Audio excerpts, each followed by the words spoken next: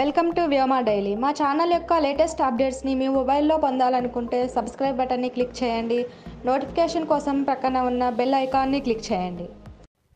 నమస్తే learners, welcome to Vyoma daily and also welcome to Vyoma weekly current affairs capsule course.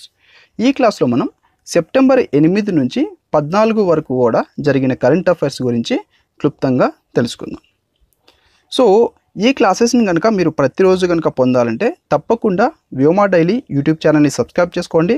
Subscribe చేసుకున్నాక పక్కనే మీకు ఇలా బెల్ ఐకాన్ రావడం జరుగుతుంది. సో ఆ బెల్ ఐకాన్ మీద కనుక మీరు క్లిక్ చేసినట్లయితే మీకు ప్రతిసారి క్లాస్ అప్లోడ్ చేసినప్పుడు నోటిఫికేషన్ అనేది రావడం జరుగుతుంది.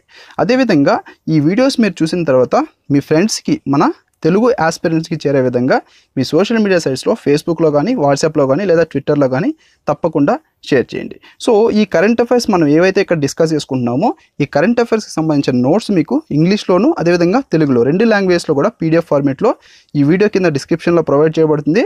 అదేవిధంగా ఇప్పుడు మనం ఏవైతే క్లాస్లో ఈ కరెంట్ అఫైర్స్ చూస్తామో ఈ కరెంట్ అఫైర్స్లోంచి మొత్తం 15 ఆబ్జెక్టివ్ ప్రశ్నలు కూడా తీసుకొని ఆ 15 ఆబ్జెక్టివ్ ప్రశ్నల్లో మీకు క్విజ్ కూడా కండక్ట్ చేయడం జరుగుతుంది.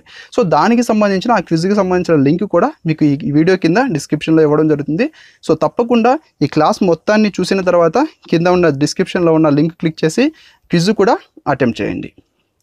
సో దీంట్లో ఈరోజు మొదటి కరెంట్ అఫైర్ వచ్చేసి ప్రెసిడెంట్ 3 నేషన్ విజిట్. సో మన భారత అధ్యక్షుడు అయిన రామ్నాథ్ కోవింద్ 3 దేశాలు, యూరోపియన్ దేశాలైన 3 దేశాలు, ఆ దేశాలు ఏంటి? సిప్రస్ కానీ, చెక్ రిపబ్లిక్ కానీ, అదేవిధంగా బల్గేరియా, ఈ 3 దేశాలని సందర్శించడానికి వెళ్ళడం జరిగింది. సో దీంట్లో అతను ఫైనల్గా చెక్ రిపబ్లిక్కి వెళ్ళాడు. సో ఈ చెక్ రిపబ్లిక్ వెళ్ళినప్పుడు ఇండియా అదేవిధంగా చెక్ రిపబ్లిక్ ఈ 2 కూడా మొత్తం 5 మెమొరాండమ్ ఆఫ్ అండర్స్టాండింగ్స్ కుదుర్చుకోవడం జరిగింది. సో వాటిలో మొదటిది వచ్చేసి council for scientific and industrial research, ఇండియాకి సంబంధించిన ఇన్స్టిట్యూట్ ఇది. అదేవిధంగా చెక్ అకాడమీ ఆఫ్ సైన్సెస్, ఈ రెండింటి మధ్య కూడా సహకారం ఉంటుందని చెప్పేసి వాళ్ళు ఎంఓయు కుదుర్చుకోవడం జరిగింది. అదేవిధంగా రెండో ఎంఓయు వచ్చేసి దౌత్య పాస్పోర్ట్ హోల్డర్ల, అంటే డిప్లొమాటిక్ పాస్పోర్ట్ హోల్డర్స్ ఎవరైతే ఉంటారో వీళ్ళ కోసంగా, వీళ్ళకి వీసా మినహాయింపు, వాళ్ళు ట్రావెల్ చేయాలంటే మన దేశం నుంచి ఆ దేశంలో కానీ, అదేవిధంగా చెక్ రిపబ్లిక్ నుంచి ఇండియాకి వాళ్ళు ట్రావెల్ చేయాలంటే వాళ్ళకి ఎలాంటి వీసా కూడా అవసరం లేదని చెప్పేసి వీసా మినహాయింపు ఒప్పందం కూడా వాళ్ళు చేసుకోవడం జరిగింది. అదేవిధంగా మూడోది వచ్చేసి వైజ్ఞానిక మరియు సాంకేతిక పరిజ్ఞాన రంగాల్లో ఇండో చెక్ ప్రాజెక్టులు. వీటిల్లో ఇండియాకి సంబంధించిన ప్రాజెక్టులు కానీ, చెక్ రిపబ్లిక్కి సంబంధించిన ప్రాజెక్టులు కానీ, ఈ ప్రాజెక్టులకి సంబంధించి మద్దతు ఇచ్చే ఒక ప్రణాళికని సైన్స్ అండ్ టెక్నాలజీ విభాగంలో భారతీయ పక్షం నుంచి కూడా ప్రధాన పాత్ర పోషిస్తుందని చెప్పేసి మన భారత రాష్ట్రపతి అయిన రామ్నాథ్ కోవింద్ వాళ్ళకి హామీ ఇవ్వడం జరిగింది. అదేవిధంగా ఈఎల్ఐ, భీమా లెన్స్ మరియు Tata institute of fundamental research మధ్య లేజర్ టెక్నాలజీలో సహకారం ఉంటుందని కూడా వాళ్ళు ఆమోదించడం జరిగింది. అదేవిధంగా ఐదవ ఎంఓయూ వచ్చేసి హర్యానా అగ్రికల్చర్ యూనివర్సిటీ, అదేవిధంగా చెక్ యూనివర్సిటీ ఆఫ్ లైఫ్ సైన్సెస్, ఈ రెండింటి మధ్య కూడా సహకారం ఉంటుందని వాళ్ళు తెలపడం జరిగింది. సో చెక్ రిపబ్లిక్ యొక్క ప్రధానమంత్రి ఆండ్రీస్ బాబిస్, చెక్ రిపబ్లిక్ యొక్క క్యాపిటల్ ప్రేగ్, కరెన్సీ చెక్ కరోనా. సో ఇది మీకు ఇంగ్లీష్లో ఇవ్వడం జరిగింది. నెక్స్ట్ రెండవది వచ్చేసి చికాగోలో, యునైటెడ్ స్టేట్స్ ఆఫ్ అమెరికాలో ఉన్న చికాగోలో 3 రోజుల మొత్తం సెప్టెంబర్ 7వ తేదీ నుంచి 9వ తేదీ వరకు కూడా 3 తేదీల వరల్డ్ హిందూ కాంగ్రెస్ ప్రారంభం అవ్వడం జరిగింది. సో ఇప్పుడు ఈ 2018లో చికాగోలో జరిగిన ఈ వరల్డ్ హిందూ కాంగ్రెస్ ఏదైతే ఉందో ఇది 2వ వరల్డ్ హిందూ కాంగ్రెస్. 1వ వరల్డ్ హిందూ కాంగ్రెస్ వచ్చేసి న్యూఢిల్లీలో జరిగింది. ఇది ఎప్పుడు జరిగింది? నవంబర్ 23, 2014వ తేదీన ఇక్కడ ఇండియాలో జరగడం జరిగింది. సో ఇండియాలో ఈ వరల్డ్ హిందూ కాంగ్రెస్ జరిగినప్పుడు అప్పుడు అమెరికన్స్ రిక్వెస్ట్ చేయడం జరిగింది, నెక్స్ట్ ఈ వరల్డ్ హిందూ కాంగ్రెస్ మన అమెరికాలో ఏర్పరచాలని వాళ్ళు ఇవ్వడం జరిగింది. సో ఈ అమెరికాలో పర్టికులర్గా చికాగోని సెలెక్ట్ చేసుకొని అక్కడ ఎందుకు ఈ వరల్డ్ హిందూ కాంగ్రెస్ని ప్రారంభించారంటే, 2వ వరల్డ్ హిందూ కాంగ్రెస్ని, ఈ చికాగోకి ఒక ప్రత్యేకత ఉంది. అదేమిటో మీ అందరికీ తెలుసు, రైట్? సో అదేంటంటే మన స్వామి వివేకానంద ఎవరైతే ఉన్నారో ఇతను మొట్టమొదటిసారిగా ఈ ఓల్డ్ పార్లమెంట్ ఆఫ్ రిలీజియన్స్లో సెప్టెంబర్ 11, 1893వ తేదీన అతని స్పీచ్లో స్టార్టింగ్లో బ్రదర్స్ అండ్ సిస్టర్స్ స్టార్ట్ చేయడం జరిగింది. సో ఇది అప్పుడు స్పీచ్లో చాలా సంచలనం సృష్టించింది. సో ఈ ప్రాముఖ్యతను బట్టి వాళ్ళు ఈ 2వ వరల్డ్ హిందూ కాంగ్రెస్ని ఇక్కడ చికాగోలో, యుఎస్ఏలోని చికాగోలో ప్రారంభించడం జరిగింది. రైట్. సో ఇక్కడ చూసినట్టయితే ఈ వరల్డ్ హిందూ కాంగ్రెస్ అనేది ఎందుకు కండక్ట్ చేస్తారంటే ఇక్కడ నుంచి మొత్తం ప్రపంచవ్యాప్తంగా ఈ హిందూస్ ఎవరైతే ఉంటారో ఆ హిందూస్ అందరినీ కూడా ఒక దగ్గరికి తీసుకురావడానికి వాళ్ళ ఐడియాస్ ఏదైతే ఉంటాయో ఈ ఐడియాస్ని షేర్ చేసి వాళ్ళని ఒకరికొకరు ఇన్స్పైర్ చేసే విధంగా ఉండాలని చెప్పేసి ఈ కాంగ్రెస్ సెషన్స్ అనేవి కండక్ట్ చేయడం జరుగుతుంది. సో చికాగోలో కండక్ట్ చేసింది రెండవది. మొదటిగా కండక్ట్ చేసింది ఇండియాలో ఉన్న న్యూఢిల్లీలో. ఎప్పుడు కండక్ట్ చేశారో 2014 నవంబర్ 23. సో ఇప్పుడు సెప్టెంబర్ 7-9 తేదీల్లో 2018లో చికాగోలో యుఎస్ఏలోని చికాగోలో రెండవ వరల్డ్ హిందూ కాంగ్రెస్ని స్టార్ట్ చేయడం జరిగింది. సో వీటికి ఒక ప్రత్యేకమైన థీమ్స్ కూడా వాళ్ళు సెలెక్ట్ చేసుకోవడం జరుగుతుంది. సో ఈ థీమ్ ఏంటంటే 2018 థీము సమిష్టిగా ఆలోచించండి, విక్రయశాలి అయి సాధించండి, థింక్ కలెక్టివ్లీ, అచీవ్ వ్యాలియంట్లీ. సో దీన్ని ఈ తేదీలోనే ఎందుకు ఎందుకు ఈ సంవత్సరమే ఎందుకు కండక్ట్ చేశారంటే ఇది స్వామి వివేకానంద యొక్క 125వ యానివర్సరీ. సో ఈ సందర్భంగా వీళ్ళు చికాగోలో సెప్టెంబర్ 7 నుంచి 9 వరకు కూడా ఈ వరల్డ్ హిందూ కాంగ్రెస్ని వాళ్ళు స్టార్ట్ చేయడం, ప్రారంభించడం, దాన్ని జరపడం జరిగింది. నెక్స్ట్ వచ్చేసి అంతర్జాతీయ అక్షరాస్యత దినం. సో ప్రతి సంవత్సరం కూడా అంతర్జాతీయ అక్షరాస్యత దినం సెప్టెంబర్ 8వ తేదీన జరుపుకోవడం జరుగుతుంది. సో దీనిని ఎప్పటి నుంచి ఎందుకు జరుపుకుంటున్నామంటే యునెస్కో ఏదైతే ఉందో ఈ యునెస్కో తన 14వ సమావేశమైన యునెస్కో యొక్క జనరల్ కాన్ఫరెన్స్లో 1966 సంవత్సరంలో అక్టోబర్ 26వ తేదీన ఈ సెప్టెంబర్ 8వ తేదీన ప్రతి సంవత్సరం కూడా అంతర్జాతీయ అక్షరాస్యత దినంగా జరుపుకోవాలని చెప్పేసి అప్పుడు నిర్ణయించడం జరిగింది.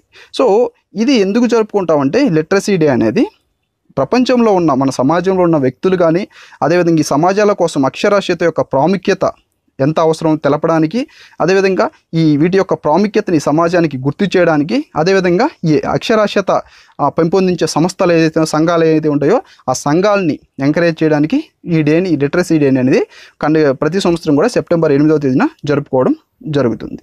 సో జరుపుకున్నప్పుడు దీనికి ప్రతి సంవత్సరం కూడా ఒక థీమ్ అనేది ఉంటుంది. సో ఈ సంవత్సరం 2018కి వచ్చేసి థీమ్ వచ్చేసి అక్షరాస్యత మరియు నైపుణ్యాల అభివృద్ధి అని చెప్పేసి ఈ థీమ్ని సెలెక్ట్ చేసుకోవడం జరిగింది. రైట్. సో దీనికి యునెస్కో యొక్క ప్రజెంట్ 11వ డీజీ వచ్చేసి ఆడ్రీ అజోలే. అదేవిధంగా యునెస్కో యొక్క ప్రధాన కార్యాలయం ఎక్కడుంది? యునెస్కో యొక్క ప్రధాన కార్యాలయం ఫ్రాన్స్లోని ప్యారిస్లో ఉంది. సో ప్రతి ఒక్కటి కూడా చాలా ఇంపార్టెంట్ పాయింట్స్ ఇవి. వీటి మీద మీకు ఎక్కువగా క్వశ్చన్స్ అనేది అడగడం జరుగుతుంది. నెక్స్ట్ వచ్చేసి ఎస్బీఐ మేనేజింగ్ డైరెక్టర్గా అన్షులా కాంట్ని నియమించింది. So state bank of India లేటెస్ట్గా ఈ ఎస్బీఐ యొక్క ఈమె డిప్యూటీ డైరెక్టర్ ఇంతకుముందు. సో ఈమెని ఇప్పుడు మేనేజింగ్ డైరెక్టర్గా నియమించడం జరిగింది. సో ఈమె ఇప్పుడు నియమించినప్పటి నుంచి ఇంకా 2 సంవత్సరాల కాలం ఈమె ఈ పదవిలో కొనసాగడం జరుగుతుంది. సో ఈమెతో పాటుగా చూసుకున్నట్లయితే ప్రస్తుతం ఈ ఎస్బీఐకి 4 మేనేజింగ్ డైరెక్టర్స్ ఉన్నారు. వాళ్ళు పీకే గుప్తా, అదేవిధంగా డీకే ఖరా, అదేవిధంగా అరిజిత్ బసు, ఈమె వచ్చేసి 4వ ఆమె అన్షులా కాంట్. వీళ్ళు 4 ఇప్పుడు ఎస్బీఐకి మేనేజింగ్ డైరెక్టర్గా వర్క్ చేస్తున్నారు. ఎస్బీఐ యొక్క ప్రజెంట్ చైర్మన్ ఎవరు? రజనీష్ కుమార్. ఎస్బీఐ యొక్క ఇంతకుముందు చైర్మన్ ఎవరు? Arundhati Bhattacharya. SBI head quarters ఎక్కడుంది? ముంబైలో ఉంది. దీన్ని ఎప్పుడు స్థాపించారు? 1955 జూలై 1వ తేదీన స్టేట్ బ్యాంక్ ఆఫ్ ఇండియాని స్థాపించడం జరిగింది. నెక్స్ట్ వచ్చేసి ISSF international shooting sports federation ప్రపంచ ఛాంపియన్షిప్ హృది హజికాక 10 మీటర్ల ఎయిర్ రైఫిల్లో గోల్డ్ సాధించాడు. సో హృది హజికాక ఇతను 10 మీటర్ల ఎయిర్ రైఫిల్ జూనియర్ పురుషుల విభాగంలో గోల్డ్ మెడల్ అనేది సాధించడం జరిగింది. సో ఇతను ఈ దీంట్లో మొత్తం 250.1 పాయింట్లు సాధించడం జరిగింది. దీంతో ఇంతకుముందు ఇరాన్ యొక్క షూటర్ అయిన మహమ్మద్ అమీర్ నెకోనం ఇతను సమానంగా ఇప్పుడు నిలవడం జరిగింది. సో మనం ఈ పట్టికలో కనుక చూసినట్టయితే ఇతను ప్రజెంట్ వచ్చేసి 8వ స్థానంలో మహమ్మద్ అమీర్ నెకోను, అదేవిధంగా హృది హజికాక వీళ్ళిద్దరు కూడా 8వ స్థానంలో నిలవడం జరిగింది. సో వ్యక్తిగత ఇండివిజువల్ మహిళల 10 మీటర్ల ఎయిర్ రైఫిల్ ఫైనల్లో వచ్చేసి మన భారతదేశానికి చెందిన ఎలవెనిల్ వలెరివన్ ఈమె వెండి పథకం గెలవడం జరిగింది. అదేవిధంగా శ్రేయా అగర్వాల్ కాంస్య పథకం గెలవడం జరిగింది. నెక్స్ట్ వచ్చేసి పూర్వపు ఆర్బీఐ మాజీ గవర్నర్ బిమల్ జలాన్ కొత్త చీఫ్ ఎకనామిక్ అడ్వైజర్ని ఎంపిక చేయడానికి ఏర్పరిచిన ప్యానెల్కు నాయకత్వం వహిస్తాడు. మన భారతదేశం యొక్క ఇంతకు ముందు చీఫ్ ఎకనామిక్ అడ్వైజర్ అయిన అరవింద్ సుబ్రహ్మణ్యం అతని కార్యాలయం నుంచి రాజీనామా చేయడం జరిగింది. సో ఇతను రాజీనామా చేయడంతో పోయిన 2 నెలలుగా ఈ పదవి అనేది ఖాళీగా ఉంది. సో ఈ పదవిలో కొత్తగా ఎవరైతే అప్లికేషన్స్ పెట్టుకుంటారో ఈ అప్లికేషన్స్ పెట్టుకున్న వాళ్ళని ఇంటర్వ్యూస్ చేసి వాళ్ళని సెలెక్ట్ చేయడానికి కేంద్ర ప్రభుత్వం ఒక ప్యానెల్ని ఏర్పాటు చేయడం జరిగింది. సో ఆ ప్యానెల్కి ఆర్బీఐ మాజీ గవర్నర్ అయిన బిమల్ జలాన్ని దానికి ప్యానెల్కి నాయకత్వం వహించడానికి వాళ్ళు నియమించడం జరిగింది. సో అదేవిధంగా దీంట్లో మెంబర్స్ వచ్చేసి department of personnel and training secretary C Chandramouli, అదేవిధంగా ఆర్థిక వ్యవహారాల కార్యదర్శి అయిన సుభాష్ చంద్ర గార్గ్ కూడా దీంట్లో ఇతర సభ్యులుగా ఉంటారు. సో వీళ్ళు ముగ్గురు కూడా దీంట్లో ఎవరైతే అప్లికేషన్స్ పెట్టుకుంటారో చీఫ్ ఎకనామిక్ అడ్వైజర్ పోస్ట్కి వాళ్ళ అప్లికేషన్స్ చూసి వాళ్ళని ఇంటర్వ్యూస్కి పిలిచి వాళ్ళని ఇంటర్వ్యూ చేసి నెక్స్ట్ చీఫ్ ఎకనామిక్ అడ్వైజర్ని వాళ్ళు నియమించడం జరుగుతుంది. రైట్. సో దీనికి వచ్చేసి చీఫ్ ఎకనామిక్ అడ్వైజర్ని ఎంపిక చేయడానికి ఏర్పరిచిన ప్యానెల్కి నాయకత్వం వహించేది ఎవరు? ఆర్బీఐ పూర్వపు గవర్నర్ అయిన బిమల్ జలాన్. నెక్స్ట్ వచ్చేసి Luka Modric wins the Union of European Football Association men's player of the year award. So the Union of European Football Association ఇది ఫుట్బాల్ యుఈఎఫ్ఏ, ఇది ఐరోపాలో ఇది ఒక ఫుట్బాల్ అసోసియేషన్ పరిపాలనా విభాగం. సో ఇది ప్రతి సంవత్సరం కూడా ఈ ఫుట్బాల్లో అత్యధిక ఘనత సాధించిన వాళ్ళకి, అత్యధిక స్కిల్స్ పెంపొందించిన వాళ్ళకి ఇక్కడ men's player of the year అవార్డుగా ఎంపిక చేసి అవార్డు అనేది ఇవ్వడం జరుగుతుంది. సో దానికి గాను 2017-18 సంవత్సరం గాను ఇది వచ్చేసి రియల్ మాడ్రిడ్ దేశానికి చెందిన మిడ్ ప్లేయర్ ఇతను. ఈ ఫుట్బాల్లో మిడిల్లో ఉంటాడు ఇతను, మిడ్ ఫీల్డర్ అయిన లూకా మాడ్రిక్కి 2017-18 గాను UEFA men's player of the year award అనేది ఇవ్వడం జరిగింది. సో దీంట్లో ఈ అవార్డుని 2016-17 సంవత్సరానికి గెలుచుకుంది వచ్చేసి క్రిస్టియానో రొనాల్డో. ఇతను Portugal, real Madrid and Portugal దేశానికి సంబంధించిన ఫుట్బాల్ ప్లేయర్. ఇతను 2016-17 సంవత్సరానికి గాను ఈ అవార్డుని గెలుచుకోవడం జరిగింది. నెక్స్ట్ వచ్చేసి భారత విశ్వవిద్యాలయాల ప్రపంచ ర్యాంకులు 2018-19. సో ఈ ప్రపంచంలో ఉన్న విశ్వవిద్యాలయాలన్నీ ఏవైతే ఉన్నాయో వాటిలో ఎలాంటి సైంటిఫిక్ రీసెర్చ్ ఎడ్యుకేషన్ని చేపడుతున్నాయి, ఎలాంటి స్కిల్స్ స్టూడెంట్స్కి ప్రొవైడ్ చేస్తున్నాయి, ఇలాంటి వాటిని కొన్నిటిని తీసుకొని ఈ భారత విశ్వవిద్యాలయాల ప్రపంచ ర్యాంకుల వివరాలని Centre for World University Rankings అనేది ఇవ్వడం జరుగుతుంది. సో ఈ సెంటర్ ఫర్ వరల్డ్ యూనివర్సిటీ ప్రపంచంలో అన్ని యూనివర్సిటీకి ర్యాంక్స్ ఇవ్వడం జరుగుతుంది. సో దీంట్లో మనం చూసినట్టయితే భారత్లో 1వ ర్యాంక్ పొందిన ఇండియన్ ఇన్స్టిట్యూట్ ఆఫ్ సైన్స్ ఏదైతే ఉందో ఇది మన బెంగళూరులో ఉంది, కర్ణాటకలోని బెంగళూరులో ఉంది. సో దీనికి ప్రపంచవ్యాప్తంగా చూసినట్టయితే 420వ ర్యాంక్ రావడం జరిగింది, ఇండియాలో మొదటి ర్యాంక్. అదేవిధంగా Tata institute of fundamental research ఇది వచ్చేసి ఎక్కడుందంటే ముంబైలో ఉంది, మహారాష్ట్రలోని ముంబైలో ఉంది. దీనికి మన ఇండియాలో 2వ ర్యాంక్ రావడం జరిగింది. ప్రపంచవ్యాప్తంగా చూసుకున్నట్లయితే 519వ ర్యాంక్ వచ్చింది. అదేవిధంగా మీకు అన్ని ఇన్స్టిట్యూట్స్, అదేవిధంగా అవి ఉన్న ప్రాంతము, అవి ఉన్న స్టేటు, ఇవన్నీ కూడా ఇవ్వడం జరిగింది. సో ఇవి కూడా చాలా ఇంపార్టెంట్. అదేవిధంగా మనం ఇక్కడ చూసినట్లయితే జాదవ్పూర్ విశ్వవిద్యాలయం, ఈ జాదవ్పూర్ విశ్వవిద్యాలయం వచ్చేసి వెస్ట్ బెంగాల్ రాష్ట్రంలోని కోల్కతాలో ఉంది. సో దీనికి 9వ ర్యాంక్ రావడం జరిగింది. ప్రపంచవ్యాప్తంగా 761వ స్థానంలో ఇది ఉంది. అదేవిధంగా బనారస్ హిందూ విశ్వవిద్యాలయం, ఇది చాలా ఇంపార్టెంట్. ఈ బనారస్ హిందూ విశ్వవిద్యాలయం ఇది చాలా ప్రాముఖ్యత పొందిన విశ్వవిద్యాలయం. దీని మీద మనకి ఎక్కువగా క్వశ్చన్స్ అనేది అడుగుతూ ఉంటారు.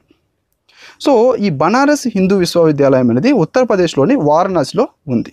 సో దీనికి 10వ ర్యాంక్ రావడం జరిగింది ఇండియాలో. అదేవిధంగా ప్రపంచవ్యాప్తంగా 774వ ర్యాంకు. దీనిని 1916వ సంవత్సరంలో స్థాపించడం జరిగింది. దీన్ని స్థాపించింది వచ్చేసి మదన్ మోహన్ మాలవీయ. బనారస్ హిందూ విశ్వవిద్యాలయాన్ని 1916వ సంవత్సరంలో స్థాపించింది మదన్ మోహన్ మాలవీయ. నెక్స్ట్ వచ్చేసి యుఎస్ ఓపెన్లో నవోమి ఒసాకా, ఇది నమీమి ఒసాకా కాదు, నవోమి ఒసాకా, ఈమె జపాన్కి చెందిన ప్లేయర్. రైట్. సో ఈమెని సెరీనా విలియమ్స్ మీద ఈమె యుఎస్ ఓపెన్లో గెలవడం జరిగింది. సో ఈమె గ్రాండ్ స్లామ్ టైటిల్ గెలుచుకుంది. సో ఈ గ్రాండ్ స్లామ్ టైటిల్ గెలుచుకున్న జపాన్ మహిళలు ఎవరైతే ఉన్నారో ఈ జపాన్ మహిళలు ఇప్పటి వరకు కూడా ఎవరు ఈ గ్రాండ్ స్లామ్ టైటిల్ని గెలుచుకోలేదు. సో కాబట్టి ఈ గ్రాండ్ స్లామ్ టైటిల్ని గెలుచుకున్న మొట్టమొదటి జపనీస్ మహిళ నవోమి ఒసాకా. ఈమె జపాన్కి చెందిన టెన్నిస్ ప్లేయర్. సో ఈ యుఎస్ ఓపెన్ అనేది, అదేవిధంగా దీంతో పాటుగా ఇంకొక 3 ఓపెన్స్ ఈ గ్రాండ్ స్లామ్స్ ఈ టెన్నిస్కి సంబంధించిన టోర్నమెంట్లు జరుగుతాయి మన ప్రపంచంలో. వాటి గురించి మొత్తం కూడా మనం ఈ క్లాస్లో క్లుప్తంగా తెలుసుకుందాం. సో ఈ గ్రాండ్ స్లామ్ యుఎస్ ఓపెన్ ఏదైతే ఉందో ఇది 1881 సంవత్సరం నుంచి స్టార్ట్ చేయడం జరుగుతుంది. సో ప్రజెంట్ 2018లో జరిగింది 138వ ఎడిషన్. సో దీంట్లో ఉమెన్స్ సింగిల్స్లో గోల్డ్ మెడల్ గెలుచుకుంది జపాన్ దేశ టెన్నిస్ ప్లేయర్ అయిన నవోమి ఒసాకా. దీంట్లో రన్నరప్గా నిలిచింది సెరీనా విలియమ్స్ ఏ దేశానికి సంబంధించిన tennis player? United states of America. Next వచ్చేసి బెంగళూరులో ఆయుష్మాన్ భారత్ కాల్ సెంటర్ ప్రారంభించబడింది. సో ఈ ఆయుష్మాన్ భారత్ స్కీమ్ ఏదైతే ఉందో ఈ ఆయుష్మాన్ భారత్కి స్కీమ్కి సంబంధించి ఏదన్నా డౌట్స్ ఉన్నట్టయితే వాటి గురించి సహాయ సహకారాలు అందించడానికి ఒక కాల్ సెంటర్ని ఏర్పాటు చేయడం జరిగింది. సో ఆల్రెడీ ఒక కాల్ సెంటర్ మన హైదరాబాద్లో, తెలంగాణలోని హైదరాబాద్లో కాల్ సెంటర్ పనిచేస్తుంది. సో దాంతోపాటుగా మరో కాల్ సెంటర్ బెంగళూరులో ఏర్పాటు చేయడం జరిగింది. సో బెంగళూరులో Ayushman Bharat CEO doctor Indu Bhushan, Ayushman Bharat CEO doctor Indu Bhushan దీన్ని ప్రారంభించడం జరిగింది. సో ఇది ఆగస్టు 25 నుంచి కార్యాచరణ అనేది నిర్వహించడం జరిగింది. దీనికి మీకు ఏ డౌట్స్ ఉన్నాయి ఆయుష్మాన్ భారత్ గురించి 24/7 ఎప్పుడైనా సరే కాల్ చేసి మీరు మీ డౌట్స్ అనేది క్లియర్ చేసుకోవచ్చు, రైట్. సో ఇది వచ్చేసి ఈ కాల్ సెంటర్ని ఏర్పాటు చేయడానికి ఇది మెడి అసిస్టెంట్తో సహకారం తీసుకోవడం జరిగింది. దీంట్లో ప్రస్తుతం మీరు కాల్ చేసినట్టయితే హిందీలో కానీ లేదా ఇంగ్లీష్లో కానీ ఈ 2 భాషల్లో మాట్లాడవలసి ఉంటుంది. తరువాత మరలా దీన్ని 9 ప్రాంతీయ భాషలకు కూడా వాళ్ళు ఇంప్లిమెంట్ చేస్తామని చెప్పేసి తెలపడం జరిగింది. ప్రస్తుతం అయితే హిందీ, ఇంగ్లీష్ ఈ 2 భాషల్లో మాత్రమే ఈ కాల్ సెంటర్ అనేది అనువులో ఉందని మనం చెప్పుకోవచ్చు. Ayushman Bharat national health protection scheme. So ఈ ఆయుష్మాన్ భారత్ స్కీమ్ అనేది లాస్ట్ బడ్జెట్లో ప్రవేశపెట్టడం జరిగింది. ఇది national health protection scheme. So దీని లక్ష్యం ఏమిటంటే ఈ ఆరోగ్యకరమైన, సమర్థవంతమైన మరియు కంటెంట్ కొత్త భారతదేశాన్ని సృష్టించాలని చెప్పేసి ఈ సేవా కార్యక్రమాన్ని మన భారత ప్రభుత్వం స్టార్ట్ చేయడం జరిగింది. సో దీని కింద Ayushman Bharat national health protection scheme దీని కింద ఆర్థిక భద్రత అందించడం జరుగుతుంది. 10.74 కోట్ల పేద ప్రజలు కానీ, వెనుకబడిన గ్రామీణ కుటుంబాలకు చెందిన ప్రజలు కానీ, అదేవిధంగా పట్టణ కార్మికుల కుటుంబాలు చెందిన ప్రజలు ఎవరైతే ఉంటారో, అదేవిధంగా వర్గీకృత వర్గాలకు చెందిన వాళ్ళు, వీళ్ళని గుర్తిస్తారు. వీళ్ళని ఎలా గుర్తిస్తారంటే తాజా సామాజిక ఆర్థిక కులగణన ఏదైతే ఉంటుందో దీంట్లో నమోదైన వీళ్ళని ఒక 10.74 కోట్ల మందిని వీళ్ళు పేద ప్రజల వీళ్ళని కేటాయించడం జరుగుతుంది. సో ఈ డేటా ప్రకారంగా చూసుకున్నట్టయితే ఈ డేటాలో మొత్తం కూడా 50 కోట్ల లబ్ధిదారులు దీంట్లో ఉన్నారు. సో ఈ 50 కోట్ల లబ్ధిదారులు కూడా ఒక సంవత్సరానికి ఆ కుటుంబానికి ఏదన్నా కనుక హెల్త్ ప్రాబ్లం కనుక వచ్చినట్టయితే మొత్తం 5 లక్షల ధన సాయం మన భారత ప్రభుత్వం ఈ స్కీమ్ కింద చేయడం జరుగుతుంది. నెక్స్ట్ వచ్చేసి ISSF championship Ankur Mittal double trap gold. So మన భారతదేశానికి చెందిన అంకుర్ మిట్టల్ డబుల్ ట్రాప్లో గోల్డ్ మెడల్ సాధించడం జరిగింది.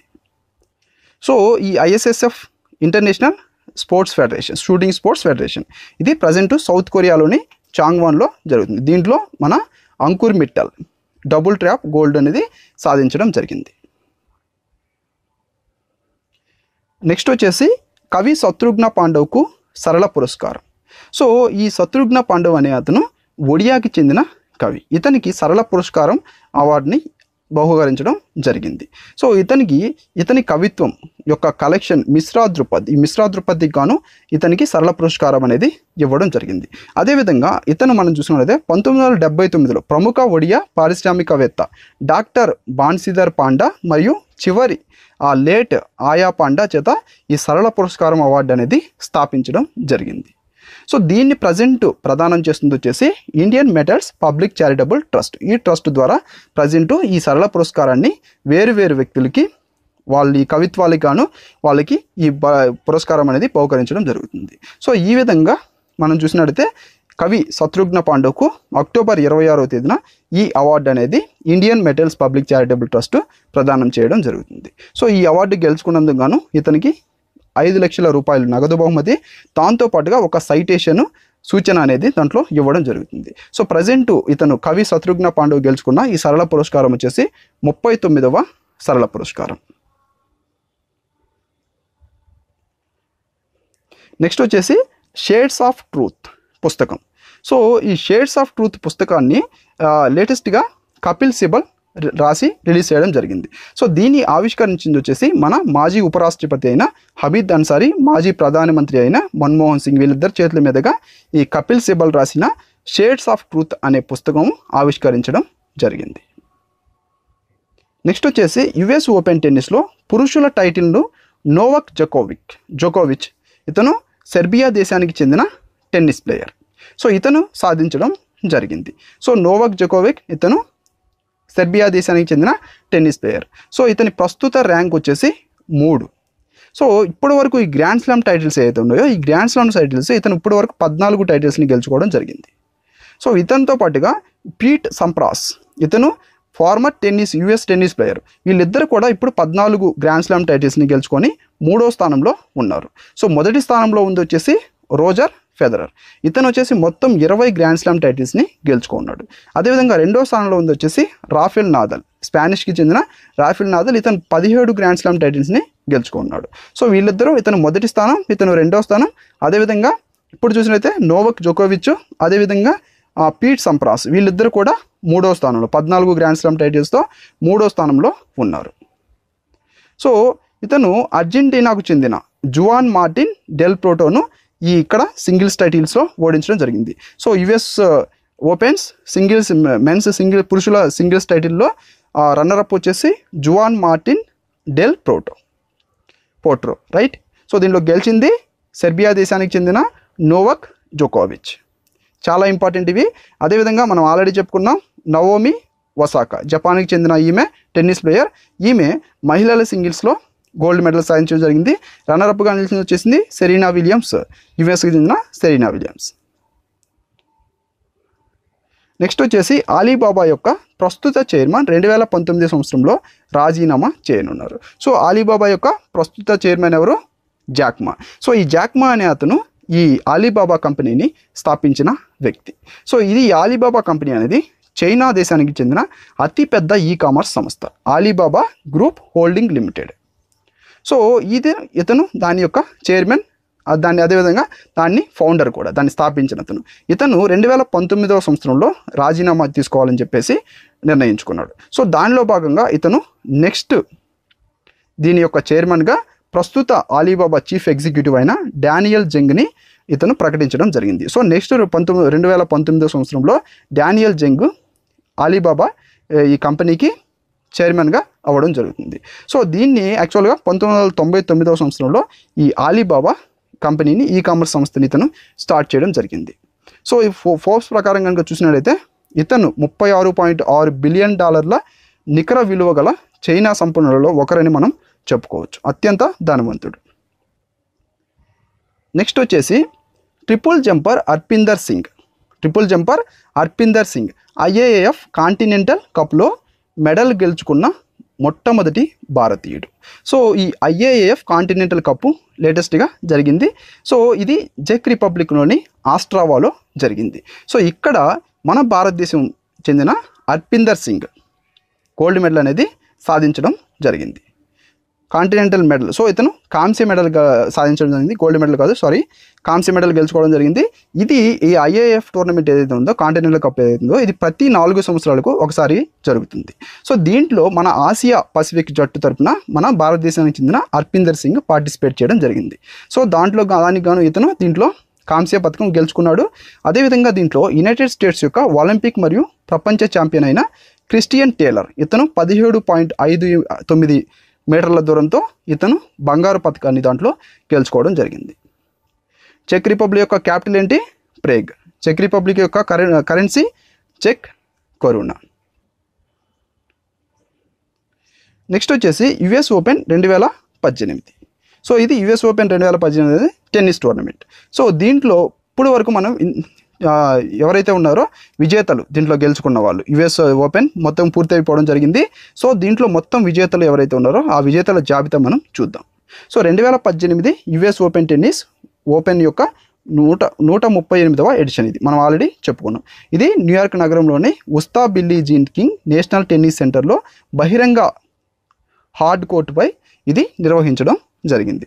సో దీంట్లో విన్నర్స్ వచ్చేసి మొత్తం 5 కేటగిరీస్ దీంట్లో ఉంటాయి. అది వచ్చేసి మొదటిది మెన్స్ సింగిల్స్, అదేవిధంగా ఉమెన్స్ సింగిల్స్, అదేవిధంగా men's doubles, women's doubles, mixed doubles అని ఈ విధంగా 5 కేటగిరీస్ ఉంటాయి. దీంట్లో మెన్స్ సింగిల్స్లో వచ్చేసి సెర్బియా దేశానికి చెందిన నోవాక్ జోకోవిచ్ దీంట్లో గెలుపొందడం జరిగింది. అదేవిధంగా దీంట్లో రన్నరప్ వచ్చేసి అర్జెంటీనా దేశానికి చెందిన జువాన్ మార్టిన్ డెల్ పోట్రో. అదేవిధంగా ఉమెన్స్ సింగిల్స్లో విన్నర్ వచ్చేసి నవోమి ఒసాకా, జపాన్కి చెందిన నవోమి ఒసాకా. దీంట్లో రన్నరప్ వచ్చేసి యుఎస్ దేశానికి చెందిన సెరీనా విలియమ్స్. అదేవిధంగా మెన్స్ డబుల్స్లో వచ్చేసి యుఎస్ఏకి చెందిన మైక్ బ్రైన్, అదేవిధంగా యుఎస్ఏకి చెందిన జాక్ సాక్ వీళ్ళిద్దరు కూడా విన్నర్గా నిలవడం జరిగింది. రన్నరప్ వచ్చేసి పోలాండ్కి చెందిన లుకాస్ క్యూబోటు, అదేవిధంగా బ్రెజిల్ దేశానికి చెందిన మార్సిలో మిలో వీళ్ళిద్దరు కూడా రన్నరప్గా నిలవడం జరిగింది. అదేవిధంగా ఉమెన్స్ డబుల్స్లో కనుక చూసినట్టయితే ఆస్ట్రేలియా దేశానికి చెందిన ఆస్లీ పార్టీ, అదేవిధంగా యునైటెడ్ స్టేట్స్కి చెందిన కోకో వాండివేగ్ వీళ్ళిద్దరు కూడా విన్నర్స్గా నిలవడం జరిగింది. దీంట్లో రన్నరప్ వచ్చేసి హంగరీ దేశానికి చెందిన టిమియా బాబోసు, ఫ్రాన్స్ దేశానికి చెందిన క్రిస్టినా నడినోవిక్ వీళ్ళిద్దరు కూడా రన్నర్ప్గా నిలవడం జరిగింది. అదేవిధంగా మిక్స్డ్ డబుల్స్లో వచ్చేసి యునైటెడ్ స్టేట్స్కి చెందిన బెతానీ మ్యాటిక్ శాండ్స్, అదేవిధంగా యునైటెడ్ కింగ్డమ్కి చెందిన జామీ ముర్రే వీళ్ళిద్దరు కూడా విన్నర్గా నిలవడం జరిగింది. అదేవిధంగా దీంట్లో రన్నరప్ వచ్చేసి పోలాండ్ దేశానికి చెందిన అలిస్జా రొసాల్స్కా, అదేవిధంగా క్రొయేషియా దేశానికి చెందిన నికోలా మ్యాక్టిక్ వీళ్ళిద్దరు కూడా దీంట్లో రన్నరప్గా నిలవడం జరిగింది.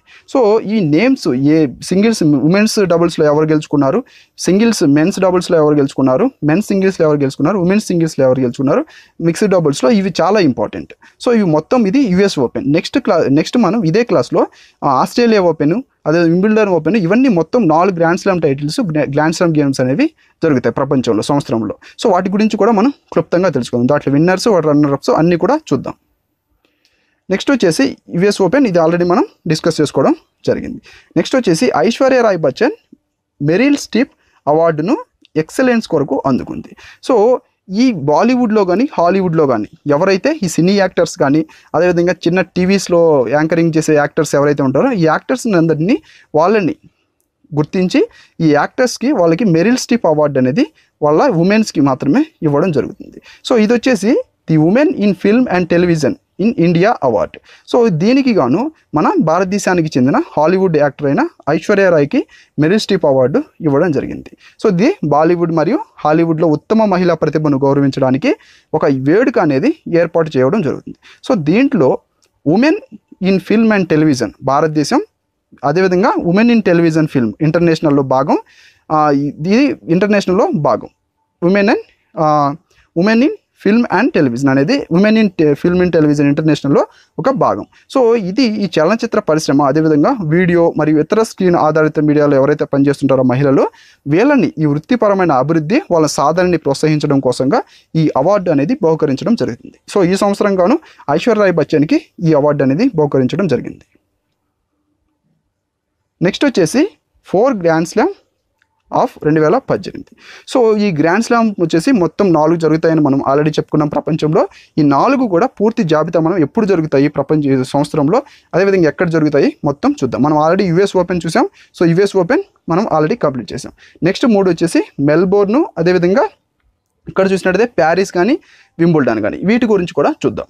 సో ఈ గ్రాండ్ స్లామ్ కార్యక్రమం అనేది జనవరి మధ్యకాలంలో, ప్రతి సంవత్సరం కూడా జనవరి మధ్యకాలంలో ఆస్ట్రేలియా ఓపెన్ జరుగుతుంది. సో ఆ తర్వాత మే మరియు జూన్ ఈ 2 నెలల్లో ఫ్రెంచ్ ఓపెన్ జరుగుతుంది. ఆ తర్వాత ప్రతి సంవత్సరం జూలై నెలలో వచ్చేసి వింబుల్డన్, ఆ తర్వాత ఆగస్టు మరియు సెప్టెంబర్ నెలల్లో యుఎస్ ఓపెన్ అనేది జరుగుతుంది. సో ఈ ఆగస్టు మరియు సెప్టెంబర్ నెలలో జరిగిన యుఎస్ ఓపెన్ దీని గురించి పూర్తి డీటెయిల్స్ మనం ఆల్రెడీ చెప్పుకోవడం జరిగింది. సో ఈ క్లాస్లో ఇప్పుడు ఇక్కడ మనం ఈ ఆస్ట్రేలియన్ ఓపెన్, అదేవిధంగా వింబుల్డన్ గురించి, అదేవిధంగా మనం చూసినట్టయితే వీటి గురించి ఫ్రెంచ్ ఓపెన్ వీటి గురించి చూద్దాం.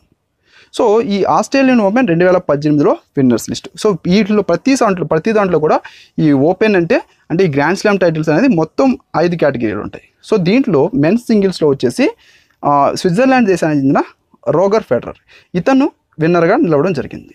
దీంట్లో రన్నరప్ వచ్చేసి క్రొయేషియా దేశానికి చెందిన మారిన్ సిలిక్. అదేవిధంగా ఉమెన్స్ సింగిల్స్లో వచ్చేసి డెన్మార్క్ దేశానికి చెందిన కరోలిన్ వజ్నియాకి. దీంట్లో రన్నరప్ వచ్చేసి రొమానియా దేశానికి చెందిన సిమోనా హలేప్. అదేవిధంగా దీంట్లో ఆస్ట్రేలియన్ ఓపెన్ 2018లో మెన్స్ డబుల్స్లో వచ్చేసి విన్నర్ అయింది ఆస్ట్రేలియా దేశానికి చెందిన ఆలివర్ మరాచు, క్రొయేషియా దేశానికి చెందిన మేట్ పావిక్. వీళ్ళిద్దరు కూడా విన్నర్గా నిలవడం జరిగింది. దీంట్లో రన్నర్అప్ వచ్చేసి కొలంబియా దేశానికి చెందిన రాబర్ట్ ఫరా, అదేవిధంగా కొలంబియా దేశానికి చెందిన జే కాబల్. ఉమెన్స్ డబుల్స్లో వచ్చేసి ఫ్రాన్స్ దేశానికి చెందిన క్రిస్టినా నడినోవిక్, అదేవిధంగా హంగరీ దేశానికి చెందిన టిమియా బాబోస్ వీళ్ళిద్దరు కూడా విన్నర్స్గా నిలవడం జరిగింది. దీంట్లో రన్నర్అప్ వచ్చేసి రష్యా దేశానికి చెందిన ఎలీనా వెస్నీనా, అదేవిధంగా రష్యా దేశానికి చెందిన ఎకతెరినా మకరోవా వీళ్ళిద్దరూ రన్నర్అప్గా నిలవడం జరిగింది. ఆ తర్వాత మిక్స్డ్ డబుల్స్లో వచ్చేసి కెనడా దేశానికి చెందిన గ్యాబ్రియేలా దాబ్రోవస్కి, అదేవిధంగా క్రొయేషియా దేశానికి చెందిన మేట్ పావిక్ వీళ్ళిద్దరు కూడా దీంట్లో మిక్స్డ్ డబుల్స్లో విన్నర్స్గా నిలవడం జరిగింది. సో దీంట్లో రన్నర్అప్ వచ్చేసి మన భారతదేశానికి చెందిన రోహన్ బొప్పన్న, అదేవిధంగా హంగరీ దేశానికి చెందిన టిమియా బాబోస్ వీళ్ళిద్దరు కూడా రన్నర్అప్గా నిలవడం జరిగింది. సో ఇది ఆస్ట్రేలియన్ ఓపెన్ 2018లో జరిగిన ఈ టెన్నిస్ టోర్నమెంట్లో మొత్తం విన్నర్స్ లిస్టు, అదేవిధంగా రన్నర్అప్ లిస్టు చాలా ఇంపార్టెంట్. సో నెక్స్ట్ వచ్చేసి ఫ్రెంచ్ ఓపెన్ 2018. సో ఈ ఫ్రెంచ్ ఓపెన్లో వచ్చేసి మెన్స్ సింగిల్స్ కేటగిరీలో వచ్చేసి స్పెయిన్ దేశానికి చెందిన రాఫెల్ నాదల్ విన్ అవ్వడం జరిగింది. దీంట్లో రన్నర్అప్గా వచ్చేసి ఆస్ట్రియా దేశానికి చెందిన డొమినిక్ థీమ్. నెక్స్ట్ వచ్చేసి ఉమెన్స్ సింగిల్స్లో రోమ్ దేశానికి చెందిన సిమోనా హలీపు, రన్నర్అప్ వచ్చేసి యుఎస్ఏ దేశానికి చెందిన స్లోయానే స్టీఫెన్స్. అదేవిధంగా మెన్స్ డబుల్స్లో వచ్చేసి ఫ్రాన్స్ దేశానికి చెందిన నికోలస్ మాహుత్ గెలవడం జరిగింది. అదేవిధంగా ఫ్రాన్స్ దేశానికి చెందిన పీరే హ్యూజెస్ హెర్బర్ట్ వీళ్ళిద్దరూ దీంట్లో విన్నర్గా నిలవడం జరిగింది. అదేవిధంగా దీంట్లో రన్నర్అప్ వచ్చేసి ఆస్ట్రేలియా దేశానికి చెందిన ఆలివర్ మరాజ్, అదేవిధంగా క్రొయేషియా దేశానికి చెందిన మేట్ పావిక్ వీళ్ళిద్దరు కూడా దీంట్లో రన్నర్అప్గా నిలవడం జరిగింది. ఉమెన్స్ డబుల్స్లో వచ్చేసి చెక్ రిపబ్లిక్కి చెందిన బార్బారా రెజ్సికోవా, అదేవిధంగా చెక్ రిపబ్లిక్కి చెందిన కతరీనా సినియాకోవా వీళ్ళిద్దరు కూడా విన్నర్స్గా నిలవడం జరిగింది. దీంట్లో రన్నర్అప్ వచ్చేసి జపాన్ దేశానికి చెందిన ఎరి హొజుమి, అదేవిధంగా జపాన్ దేశానికి చెందిన మకోతో యునోమియా వీళ్ళిద్దరు కూడా దీంట్లో రన్నర్అప్గా నిలవడం జరిగింది. మిక్స్డ్ డబుల్స్లో వచ్చేసి తైవాన్ దేశానికి చెందిన లతీషా చాను, అదేవిధంగా క్రొయేషియా దేశానికి చెందిన ఇవాన్ దోదిక్ వీళ్ళిద్దరు కూడా విన్నర్స్గా నిలవడం జరిగింది. దీంట్లో రన్నర్అప్గా నిలిచింది వచ్చేసి కెనడా దేశానికి చెందిన గ్యాబీ దాబ్రోవస్కి, అదేవిధంగా క్రొయేషియా దేశానికి చెందిన మేట్ పావిక్. దీంట్లో మొత్తం ఇవి విన్నర్స్ లిస్టు, అదేవిధంగా రన్నర్అప్ లిస్టు ఫ్రెంచ్ ఓపెన్ 2018లో. నెక్స్ట్ మనం వింబుల్డన్ ఛాంపియన్షిప్ 2018లో winners list, runner up list. So దీంట్లో మెన్స్ సింగిల్స్ కేటగిరీలో వచ్చేసి సెర్బియా దేశానికి చెందిన నోవాక్ జోకోవిచ్ దీంట్లో విన్నర్గా నిలవడం జరిగింది.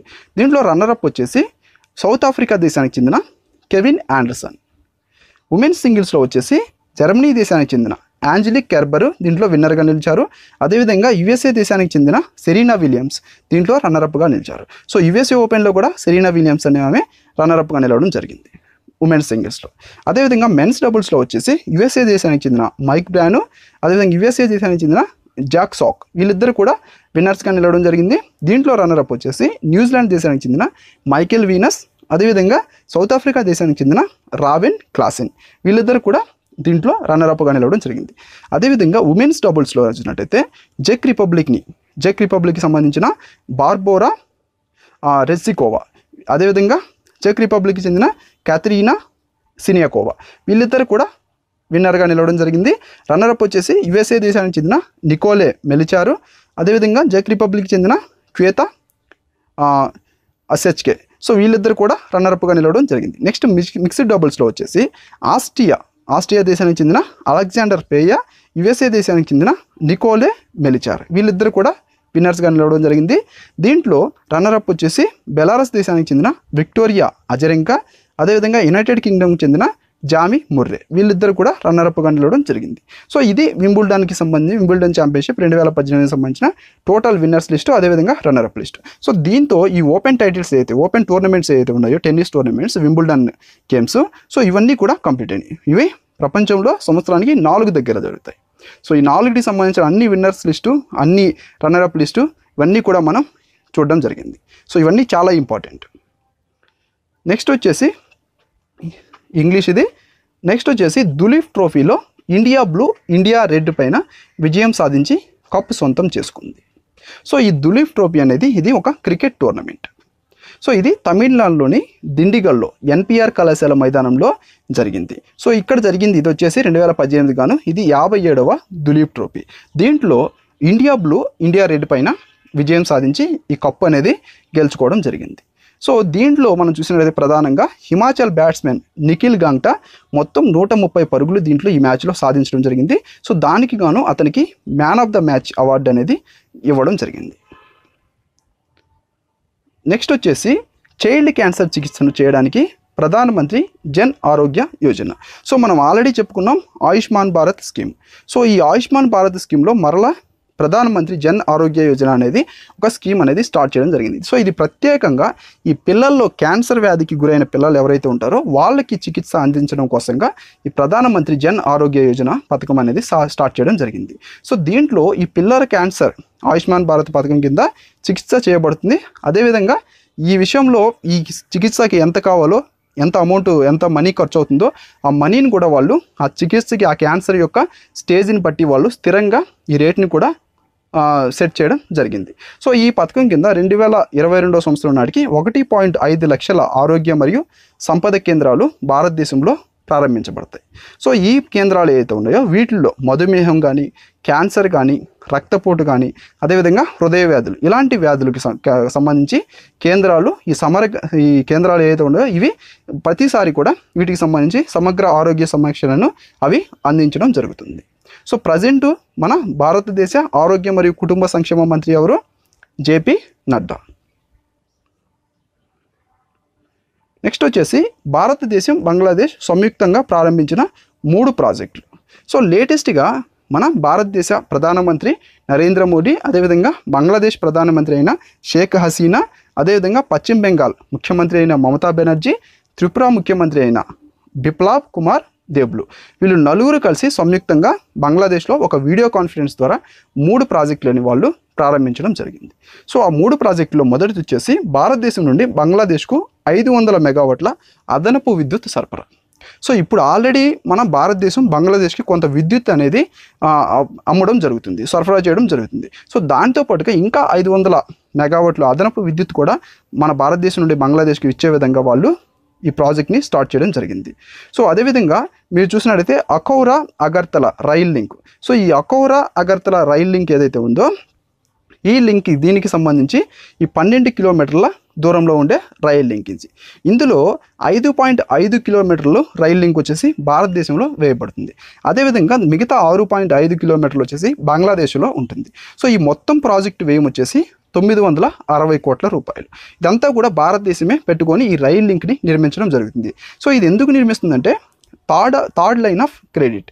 ఈ థర్డ్ లైన్ ఆఫ్ క్రెడిట్ అంటే ఏంటంటే ఇక్కడ ఈ బంగ్లాదేశ్ ఏదైతే ఉందో ఈ బంగ్లాదేశ్లో చైనా ఇన్వాల్వ్మెంట్లు ఎక్కువ లేకుండా మన భారతదేశమే దాంట్లో $4.5 బిలియన్ల ఇన్వెస్ట్ చేసి ఈ బంగ్లాదేశ్లో ఈ ఇన్ఫ్రాస్ట్రక్చర్ ప్రాజెక్ట్స్ ఏవైతే ఉంటాయో ఈ ప్రాజెక్ట్స్ని డెవలప్ చేయాలని చెప్పేసి థర్డ్ లైన్ ఆఫ్ క్రెడిట్ ఈ ఒప్పందం బంగ్లాదేశ్తో కుదుర్చుకోవడం జరిగింది. సో దాంట్లో భాగంగానే ఇప్పుడు అగర్తల అఖౌరా రైలు ప్రాజెక్ట్ ఏదైతే ఉందో ఇది కూడా దీంట్లో భాగమని మనం చెప్పుకోవచ్చు. ఆ తర్వాత 3వ ప్రాజెక్ట్ వచ్చేసి బంగ్లాదేశ్ రైల్వేస్లో ఉన్న కులౌరా షాజద్పూర్ ఈ రెండింటి విభాగం ఏదైతే ఉందో దీన్ని కూడా పునరావాసం చేయాలని చెప్పేసి ఆ ప్రాజెక్ట్ కూడా వాళ్ళు ఆమోదించడం జరిగింది. బంగ్లాదేశ్ యొక్క ప్రజెంట్ ప్రైమ్ మినిస్టర్ ఎవరు? షేక్ హసీనా. బంగ్లాదేశ్ యొక్క క్యాపిటల్ ఢాకా. బంగ్లాదేశ్ యొక్క కరెన్సీ ఏంటి? బంగ్లాదేశీ టాకా. అదేవిధంగా బంగ్లాదేశ్ వెస్ట్ బెంగాల్ యొక్క గవర్నర్ కేశరీనాథ్ త్రిపాఠి. త్రిపుర యొక్క గవర్నర్ కప్తాన్ సింగ్ సోలంకి. నెక్స్ట్ వచ్చేసి జస్టిస్ ఓంప్రకాష్ మిశ్రా బంగ్లాదేశ్ కొత్త ప్రధాన న్యాయమూర్తిగా ప్రమాణ స్వీకారం చేశారు. సో ఇతను జస్టిస్ ఓంప్రకాష్ మిశ్రా. ఇతను ఈ మనం చూసినట్టయితే చిన్న కరెక్షన్ ఇక్కడ ఇది బంగ్లాదేశ్ కొత్త ప్రధాని కాదు, ఇది నేపాల్ యొక్క కొత్త ప్రధాని. నేపాల్ ఇక్కడ. సో ఈ జస్టిస్ ఓంప్రకాష్ మిశ్రా లేటెస్ట్గా నేపాల్ యొక్క కొత్త ప్రధాన న్యాయమూర్తిగా ప్రమాణ స్వీకారం చేయడం జరిగింది. సో ఇతని చేత ప్రమాణ స్వీకారం చేసేది వచ్చేసి నేపాల్ ప్రస్తుత అధ్యక్షుడు మరియు నేపాల్ యొక్క సైన్యానికి కమాండర్గా ఉన్న బిద్యాదేవి బండారి. ఈమె బిద్యాదేవి బండారి. సో ఈయన చేత ప్రమాణ స్వీకారం చేయించడం జరిగింది. సో నేపాల్ యొక్క ప్రధానమంత్రి వచ్చేసి ప్రస్తుత ప్రధానమంత్రి ఖడ్గ ప్రసాద్ శర్మ ఓలి. అదేవిధంగా నేపాల్ కరెన్సీ నేపాల్ రూపాయి. అదేవిధంగా నేపాల్ యొక్క రాజధాని కాఠ్మండ్. నేపాల్ సుప్రీంకోర్టు యొక్క ప్రస్తుత జస్టిస్ వచ్చేసి ప్రధాన న్యాయమూర్తి వచ్చేసి justice Omprakash Mishra. Right. So ఇది నేపాల్, ఇది బంగ్లాదేశ్ కాదు, small modification, sorry for the mistake. Next వచ్చేసి మంగోలియాలో India Mongolia joint exercise nomadic elephant 2018. So ఈ ఇండియా అదేవిధంగా మంగోలియా ఈ రెండు ఆర్మ్డ్ ఫోర్సెస్ ఏవైతే ఉన్నాయో ఈ రెండు దేశాలకు సంబంధించిన ఆర్మ్డ్ ఫోర్సెస్కి మధ్య ఒక జాయింట్ ఎక్సైజ్ మంగోలియాలో కండక్ట్ చేయడం జరిగింది. ఆ జాయింట్ ఎక్సైజ్ పేరు వచ్చేసి నొమాడిక్ ఎలిఫెంట్ 2018. ఇది Indo Mongolia joint exercise nomadic elephant 2018. ఇది రెండు ఆర్మ్డ్ ఫోర్సెస్కి మధ్య 5 హిల్స్ ట్రైనింగ్ ఏరియా ఉలాన్ బాటర్లో 5 హిల్స్ ట్రైనింగ్ ఏరియా అయిన ఉలాన్ బాటర్ ఇది మంగోలియాలో ఉంది. సో ఇక్కడ ఈ ప్రారంభోత్సవ వేడుకలతో ఇది ప్రారంభించడం జరిగింది. సో దీంట్లో మీరు చూసినట్టయితే ఏం చేస్తారంటే ఇక్కడ ఇండియన్ ఆర్మీ అదేవిధంగా మంగోలియన్ ఆర్మ్డ్ ఫోర్సెస్ ఈ రెండింటి మధ్య కూడా సహకారం అనేది పెంపొందించడానికి, అదేవిధంగా వాటి మధ్య ఈ రెండు దేశాల మధ్య ఉన్న పందెం అనేది కూడా బలోపేతం చేయడానికి 2006 నుంచి ప్రతి సంవత్సరం కూడా దీనిని నిర్వహించడం జరుగుతుంది. సో ఈ విన్యాసాల్లో ఇక్కడ కొన్ని విన్యాసాలు ఈ ఆర్మ్డ్ ఫోర్సెస్ అనే తన స్కిల్స్ని అక్కడ ప్రదర్శించడం జరుగుతుంది. సో ఈ విన్యాసాల వల్ల ఈ ఆర్మీ బలగాలకు కావాల్సిన టాక్టికల్ స్కిల్స్ కానీ టెక్నికల్ స్కిల్స్ కానీ ఇవన్నీ కూడా మెరుగుపడతాయి. దాంతోపాటుగా ఈ ఉగ్రవాదాన్ని ఎలా ఎదుర్కోవాలని చెప్పేసి దాని గురించి కానీ మిలిటరీ ఆపరేషన్ నిర్వహించడం గురించి కానీ వీటి గురించి కూడా అక్కడ శిక్షణ అనేది ఇవ్వడం జరుగుతుంది. మంగోలియా క్యాపిటల్ వచ్చేసి ఉలాన్ బాటర్. అదేవిధంగా మంగోలియన్ కరెన్సీ మంగోలియన్ తోగరాక్. మంగోలియాలో ఇండియా మంగోలియా జాయింట్ ఎక్సైజ్ పేరు నొమాడిక్ ఎలిఫెంట్ 2018. చాలా ఇంపార్టెంట్. నెక్స్ట్ వచ్చేసి ఎయిర్ టు ఎయిర్ ఫ్యూయల్ బదిలీ చేయగలిగిన ఇలైట్ గ్రూప్ ఆఫ్ కంట్రీస్లో ఇండియా చేరింది. సో ఈ ఎయిర్ టు ఎయిర్ ఫ్యూయల్ బదిలీ ఏంటంటే ఈ యుద్ధ విమానాలు ఏవైతే ఉంటాయో యుద్ధ విమానాలు గాల్లోకి వెళ్ళినప్పుడు యుద్ధం చేసేటప్పుడు కానీ వాటిలో ఉన్న ఫ్యూయల్ అయిపోయినట్టయితే అవి మరలా కింద నేల మీదకి దిగి మళ్ళీ ఫ్యూయల్ ఫిల్ చేసుకొని వెళ్ళవలసిన అవకాశం అనేది ఉంది. కానీ ఇలా కాకుండా కొన్ని దేశాలు డైరెక్ట్గా గాల్లోనే అంటే వేరే ఇంకొక విమానంతో ఈ ట్యాంకర్ ఏదైతే ఉంటుందో ఇంధనం ఉండే ట్యాంకర్ అనేది తీసుకెళ్లడం జరుగుతుంది. సో డైరెక్ట్గా ఇది కిందకి దిక్కుండానే గాల్లో నుంచే ఈ ఆయిల్ని నింపుకొని మరలా వెళ్ళిపోవడం జరుగుతుంది. సో ఈ విధంగా అనేక దేశాలు ఉన్నాయి. ఆ దేశాల చెంతన మన ఇండియా కూడా ఇప్పుడు చేరింది. సో ఈ యుద్ధ విమానమైన తేజస్ MK1 ఇలాంటి అరుదైన రికార్డుని సృష్టించడం జరిగింది. సో ఇది ఈ భూమికి 20,000 అడుగుల ఎత్తులో IAL 78 MK1 ఇదే అనే ఆయిల్ ట్యాంకర్ని ఈ విమానం అనేది తీసుకెళ్లడం జరిగింది. సో ఈ ఆయిల్ ట్యాంకర్ విమానం నుంచి ఇది డైరెక్ట్గా ఇంధనం నింపుకొని అక్కడి నుంచి వెళ్ళిపోవడం జరిగింది. సో ఇది 1 తేజస్ 1 కానీ తేజస్ 2 కానీ తేజస్ 3 కానీ ఈ MK1 యుద్ధ విమానాలు ఏదైతే ఉన్నాయో వీటి తయారీకి గాను ఇండియన్ ఎయిర్ ఫోర్స్ మొత్తం 50,000 కోట్ల కాంట్రాక్ట్ను హిందుస్థాన్ ఏరోనాటికల్ లిమిటెడ్కి అప్పగించడం జరిగింది. సో ఈ యుద్ధ విమానాలని తయారు చేసేది వచ్చేసి హిందుస్థాన్ ఏరోనాటికల్ లిమిటెడ్. ప్రస్తుత భారతదేశ రక్షణ మంత్రి ఎవరు? నిర్మలా సీతారామన్. సో ఈమె భారతదేశానికి 2వ మహిళ భారత రక్షణ మంత్రి అని చెప్పుకోవచ్చు. సో పూర్తిగా ఓన్లీ రక్షణ మంత్రి మాత్రమే అయితే ఈమె మొట్టమొదటి పూర్తి భారత రక్షణ మంత్రి అని మనం చెప్పుకోవచ్చు. ఎందుకంటే ఇంతకుముందు 1వ రక్షణ మంత్రి అయిన ఇందిరాగాంధీ ఆమె అప్పుడు ప్రధాని మంత్రిగా ఉన్నప్పుడు ఆమె ఈ రక్షణ మంత్రి ఏదైతే ఉందో అది కూడా ఆమె తీసుకోవడం జరిగింది. కానీ ఇప్పుడు మొట్టమొదటిసారిగా ఒక మహిళ పూర్తిగా భారతదేశ రక్షణ మంత్రిగా ఉండడం నిర్మలా సీతారామనే మొట్టమొదటిసారి. అదేవిధంగా ఈ భారత వైమానిక దళం యొక్క ప్రస్తుత చీఫ్ వచ్చేసి బైరేందర్ సింగ్ ధనోయా. నెక్స్ట్ వచ్చేసి పూణేలో హర్దీప్ పూరి రెరా మీద మొదటి ప్రాంతీయ వర్క్షాపు ప్రారంభించాడు. సో ఈ రెరా అంటే ఏంటంటే రియల్ ఎస్టేట్ రెగ్యులేటరీ అథారిటీ. దీని మీద హౌసింగ్ అండ్ అర్బన్ అఫైర్స్ చెందిన మినిస్ట్రీ హర్దీప్ సింగ్ పూరే ఇతను ఈ regulatory and real estate regulatory authority and development ఈ చట్టం మీద మొదటి ప్రాంతీయ వర్క్షాప్ని మహారాష్ట్రలోని పూణేలో ప్రారంభించడం జరిగింది.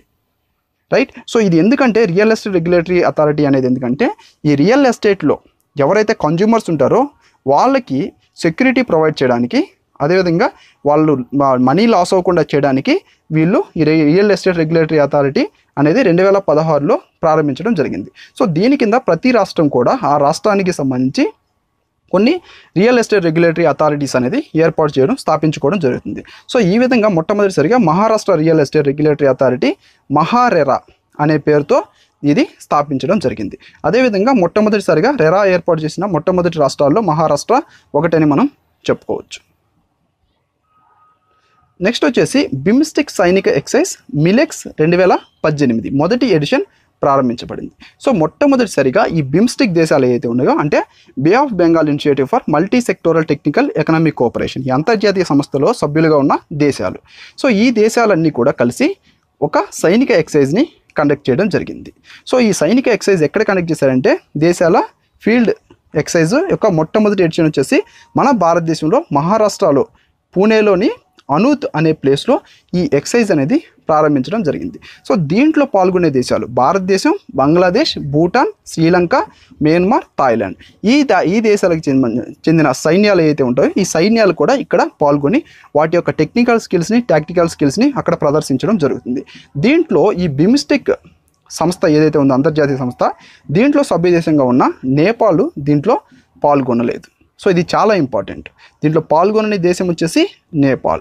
ఈ ఎక్సైజ్ పేరు మిలెక్స్ 2018. సో ఈ మిలెక్స్లో సభ్య దేశాలు ఇవి. అదేవిధంగా ఈ బిమ్స్టిక్లో సభ్య దేశాలు ఇవి. ఈ సభ్య దేశాల్లో నేపాల్ వచ్చేసి ఈ ఎక్సైజ్లో పాల్గొనలేదు. సో బిమ్స్టిక్ని స్థాపించింది 1997 సంవత్సరంలో. బిమ్స్టిక్ ప్రస్తుత చైరు శ్రీలంక. 2018 ఇంతకుముందు చైరు బిమ్స్టిక్ ఇంతకుముందు చైరు నేపాల్. నెక్స్ట్ వచ్చేసి ఎన్ఆర్టీఐ అంటే the national rail and transportation institute. ఇది వడోదరాలో, గుజరాత్లో ఉన్న వడోదరాలో భారతదేశం యొక్క మొట్టమొదటి రైల్వే వర్సిటీ కార్యక్రమాలని ప్రారంభించింది. సో మన భారతదేశంలో మొట్టమొదటిసారిగా గుజరాత్లోని వడోదరలో రైల్వే వర్సిటీ అనేది స్టార్ట్ చేయడం జరిగింది, ఈ రైల్వే వర్సిటీ. సో దీనికి మనం చూసినట్టయితే కాలిఫోర్నియా విశ్వవిద్యాలయం కానీ, అదేవిధంగా బెర్క్లే విశ్వవిద్యాలయం కానీ, కార్నెల్ విశ్వవిద్యాలయం వీటి సహాయం తీసుకొని వీటి అంతర్జాతీయ భాగస్వాములతో సహాయం తీసుకొని రైల్వే మంత్రిత్వ శాఖ దీనికి నిధులు సమకూర్చి ఈ రైల్వే వర్సిటీని ఏర్పాటు చేయడం జరిగింది. దీంట్లో వీటికి సంబంధించి ట్రాన్స్పోర్టేషన్ వాటికి సంబంధించి కొన్ని కోర్సెస్ అనేవి ఉంటాయి. సో ప్రస్తుతం దీనికి ఈ విశ్వవిద్యాలయంలో 2 అండర్ గ్రాడ్యుయేట్ కోర్సెస్ అనేవి స్టార్ట్ చేయడం జరిగింది. అవి వచ్చేసి బీఎస్సీ ట్రాన్స్పోర్టేషన్ టెక్నాలజీ, అదేవిధంగా బీబీఏ ట్రాన్స్పోర్టేషన్ మేనేజ్మెంట్. ఈ రెండింటిలో కూడా ప్రతి ఒక్క దాంట్లో 50 మంది విద్యార్థులతో ఈ కోర్సెస్ అనేవి ఇప్పుడు ప్రజెంట్ స్టార్ట్ చేయడం జరిగింది. సో ఈ యూనివర్సిటీ ఎక్కడ స్టార్ట్ చేశారు? గుజరాత్లోని వడోదరలో స్టార్ట్ చేశారు. ఇది భారతదేశం యొక్క మొట్టమొదటి రైల్వే వర్సిటీ. నెక్స్ట్ వచ్చేసి హిమాదాస్ అస్సాం యొక్క క్రీడా రాయబారి. సో ఈ హిమాదాసు IAAF వరల్డ్ అండర్-20 అథ్లెటిక్స్ ఛాంపియన్షిప్లో 2018 సంవత్సరంలో బంగారు పథకం సాధించింది. సో ఈ సాధించిన తర్వాత ఈ విధంగా సాధించిన వాళ్ళలో ఈమె మొట్టమొదటి భారతీయ మహిళ. సో ఈమె అస్సాం రాష్ట్రం ఈమెది. సో ఈ అస్సాం రాష్ట్ర చీఫ్ మినిస్టర్ సర్బానంద సోనోవాల్ ఇతను ఈమెని అస్సాం రాష్ట్రం యొక్క క్రీడా రాయబారిగా నియమించడం జరిగింది, బ్రాండ్ అంబాసిడర్గా నియమించడం జరిగింది స్పోర్ట్స్కి. సో ఈ అస్సాం యొక్క ప్రజెంట్ గవర్నర్ జగదీష్ ముఖి. నెక్స్ట్ వచ్చేసి ఫోర్స్ ప్రతిపాదన రచయిత ప్రీతి షెనోయ్ రాసిన కొత్త పుస్తకం ది రూల్ బ్రేకర్స్. సో ఈ ప్రీతి షెనోయ్ రాసిన కొత్త పుస్తకం పేరు వచ్చేసి ది రూల్ బ్రేకర్స్. ఇది ఫోర్స్ ప్రతిపాదనలోకి వెళ్ళడం జరిగింది.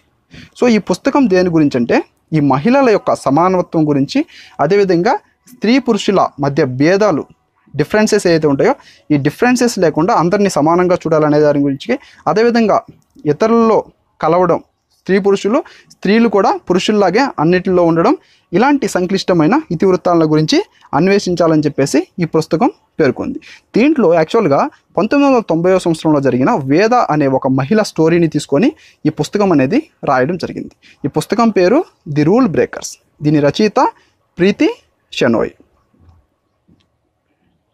నెక్స్ట్ వచ్చేసి అమెరికాలో ఫ్లోరెన్స్ తుఫాను. సో ఈ అమెరికాలో ప్రజెంటు ఈ ఫ్లోరెన్స్ తుఫాన్ అనేది బీభత్సం సృష్టిస్తుందని మనం చెప్పుకోవచ్చు. సో ఈ అమెరికా తూర్పు తీరంలో అట్లాంటిక్ మహాసముద్రంలో ఫ్లోరెన్స్ అనే హరికేన్ సంభవించడం జరిగింది. సో ఈ తుఫాన్లు ఏవైతే ఉంటాయో ఇవి మనం ఇక్కడ కనుక ఈ సముద్రంలో చూసినట్టయితే సెంట్రల్ అండ్ ఈస్టర్న్ పసిఫిక్ ఓషన్లో కానీ ఇక్కడ కనుక సంభవించినట్టు తుఫాన్లు వాటిని హరికేన్స్ అని పిలుస్తాం. సో దీనికి ఈ హరికేన్కి ఇప్పుడు ప్రజెంట్ యుఎస్లో సంభవించిన హరికేన్కి ఫ్లోరెన్స్ హరికేన్ అని చెప్పేసి పేరు పెట్టడం జరిగింది.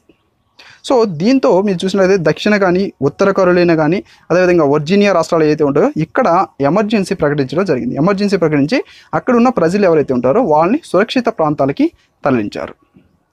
సో ఈ అట్లాంటిక్ మహాసముద్రం ఇది 110 కిలోమీటర్ల దూరంలో కేంద్రీకృతమై ఉన్న ఫ్లోరెన్స్ కేటగిరీ 4గా ఇది మారి 3-4 రోజుల్లో తీరాన్ని తాకుతుందని చెప్పేసి నేషనల్ హరికేన్ సెంటర్ హెచ్చరించడం జరిగింది. సో ఇక్కడ ఈ సముద్రాల్లో కనుక వచ్చినట్టయితే ఈ తుఫాను కనుక అలజడులు సృష్టిస్తున్నట్టయితే తుఫాను కనుక స్టార్ట్ అయినైతే దాటిని హరికేన్స్ అని అంటాం. అదేవిధంగా ఇక్కడ ఇండియన్ ఓషన్లో కానీ వెస్టర్న్ పసిఫిక్ ఓషన్లో కానీ ఇక్కడ కనుక వచ్చినట్టయితే వీటిని ట్రోపికల్ సైక్లోన్స్ అని మనం పిలుస్తాం. సో అందువల్లనే మనం ఇండియాలో వచ్చే వాటిని ఆస్ట్రేలియా వచ్చే వాటిని వీటిని ట్రోపికల్ సైక్లోన్స్ అంటాం.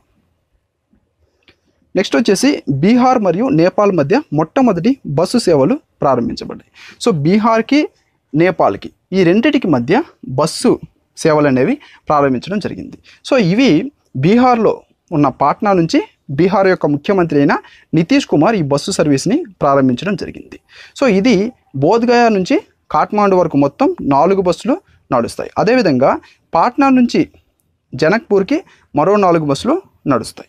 సో ఈ రూట్స్ కూడా మనకి చాలా ఇంపార్టెంట్. కాఠ్మాండుకు వెళ్ళే బస్సు ఏదైతే ఉందో ఈ బస్సు పాట్నా అదేవిధంగా రక్సాల్ మరియు బీర్గంజ్ వీటి మీదుగా వెళ్తుంది. అదేవిధంగా జంగ్పూర్కి వెళ్ళే బస్సు ఏదైతే ఉందో అది ముజఫర్పూర్ అదేవిధంగా సీతామరి వీటి ద్వారా నడుస్తుంది. నేపాల్ యొక్క ప్రస్తుత ప్రధానమంత్రి ఖడ్గ ప్రసాద్ శర్మ ఓలి. నేపాల్ ప్రస్తుత ప్రెసిడెంట్ మరియు నేపాల్ ప్రెసిడెంటే నేపాల్ సైన్యానికి కమాండర్. సో విద్యాదేవి భండారి ఆమె, రైట్. సో అదేవిధంగా నేపాల్ ద్రవ్యం వచ్చేసి నేపాల్ రూపాయి. నేపాల్ యొక్క రాజధాని కాఠ్మండ్. నెక్స్ట్ వచ్చేసి Indo US joint exercise Yudh Abhyas 2018 ఉత్తరాఖండ్లో ప్రారంభం కానుంది. సో ఇది ఇండియాకి అదేవిధంగా యునైటెడ్ స్టేట్స్ ఆఫ్ అమెరికా ఈ 2 సైన్యాలు ఏవైతే ఉన్నాయో మిలిటరీ ఏదైతే ఉందో ఇవి వాటి యొక్క టెక్నికల్ స్కిల్స్ని కానీ టాక్టికల్ స్కిల్స్ని కానీ ఇక్కడ ప్రదర్శించడం జరుగుతుంది.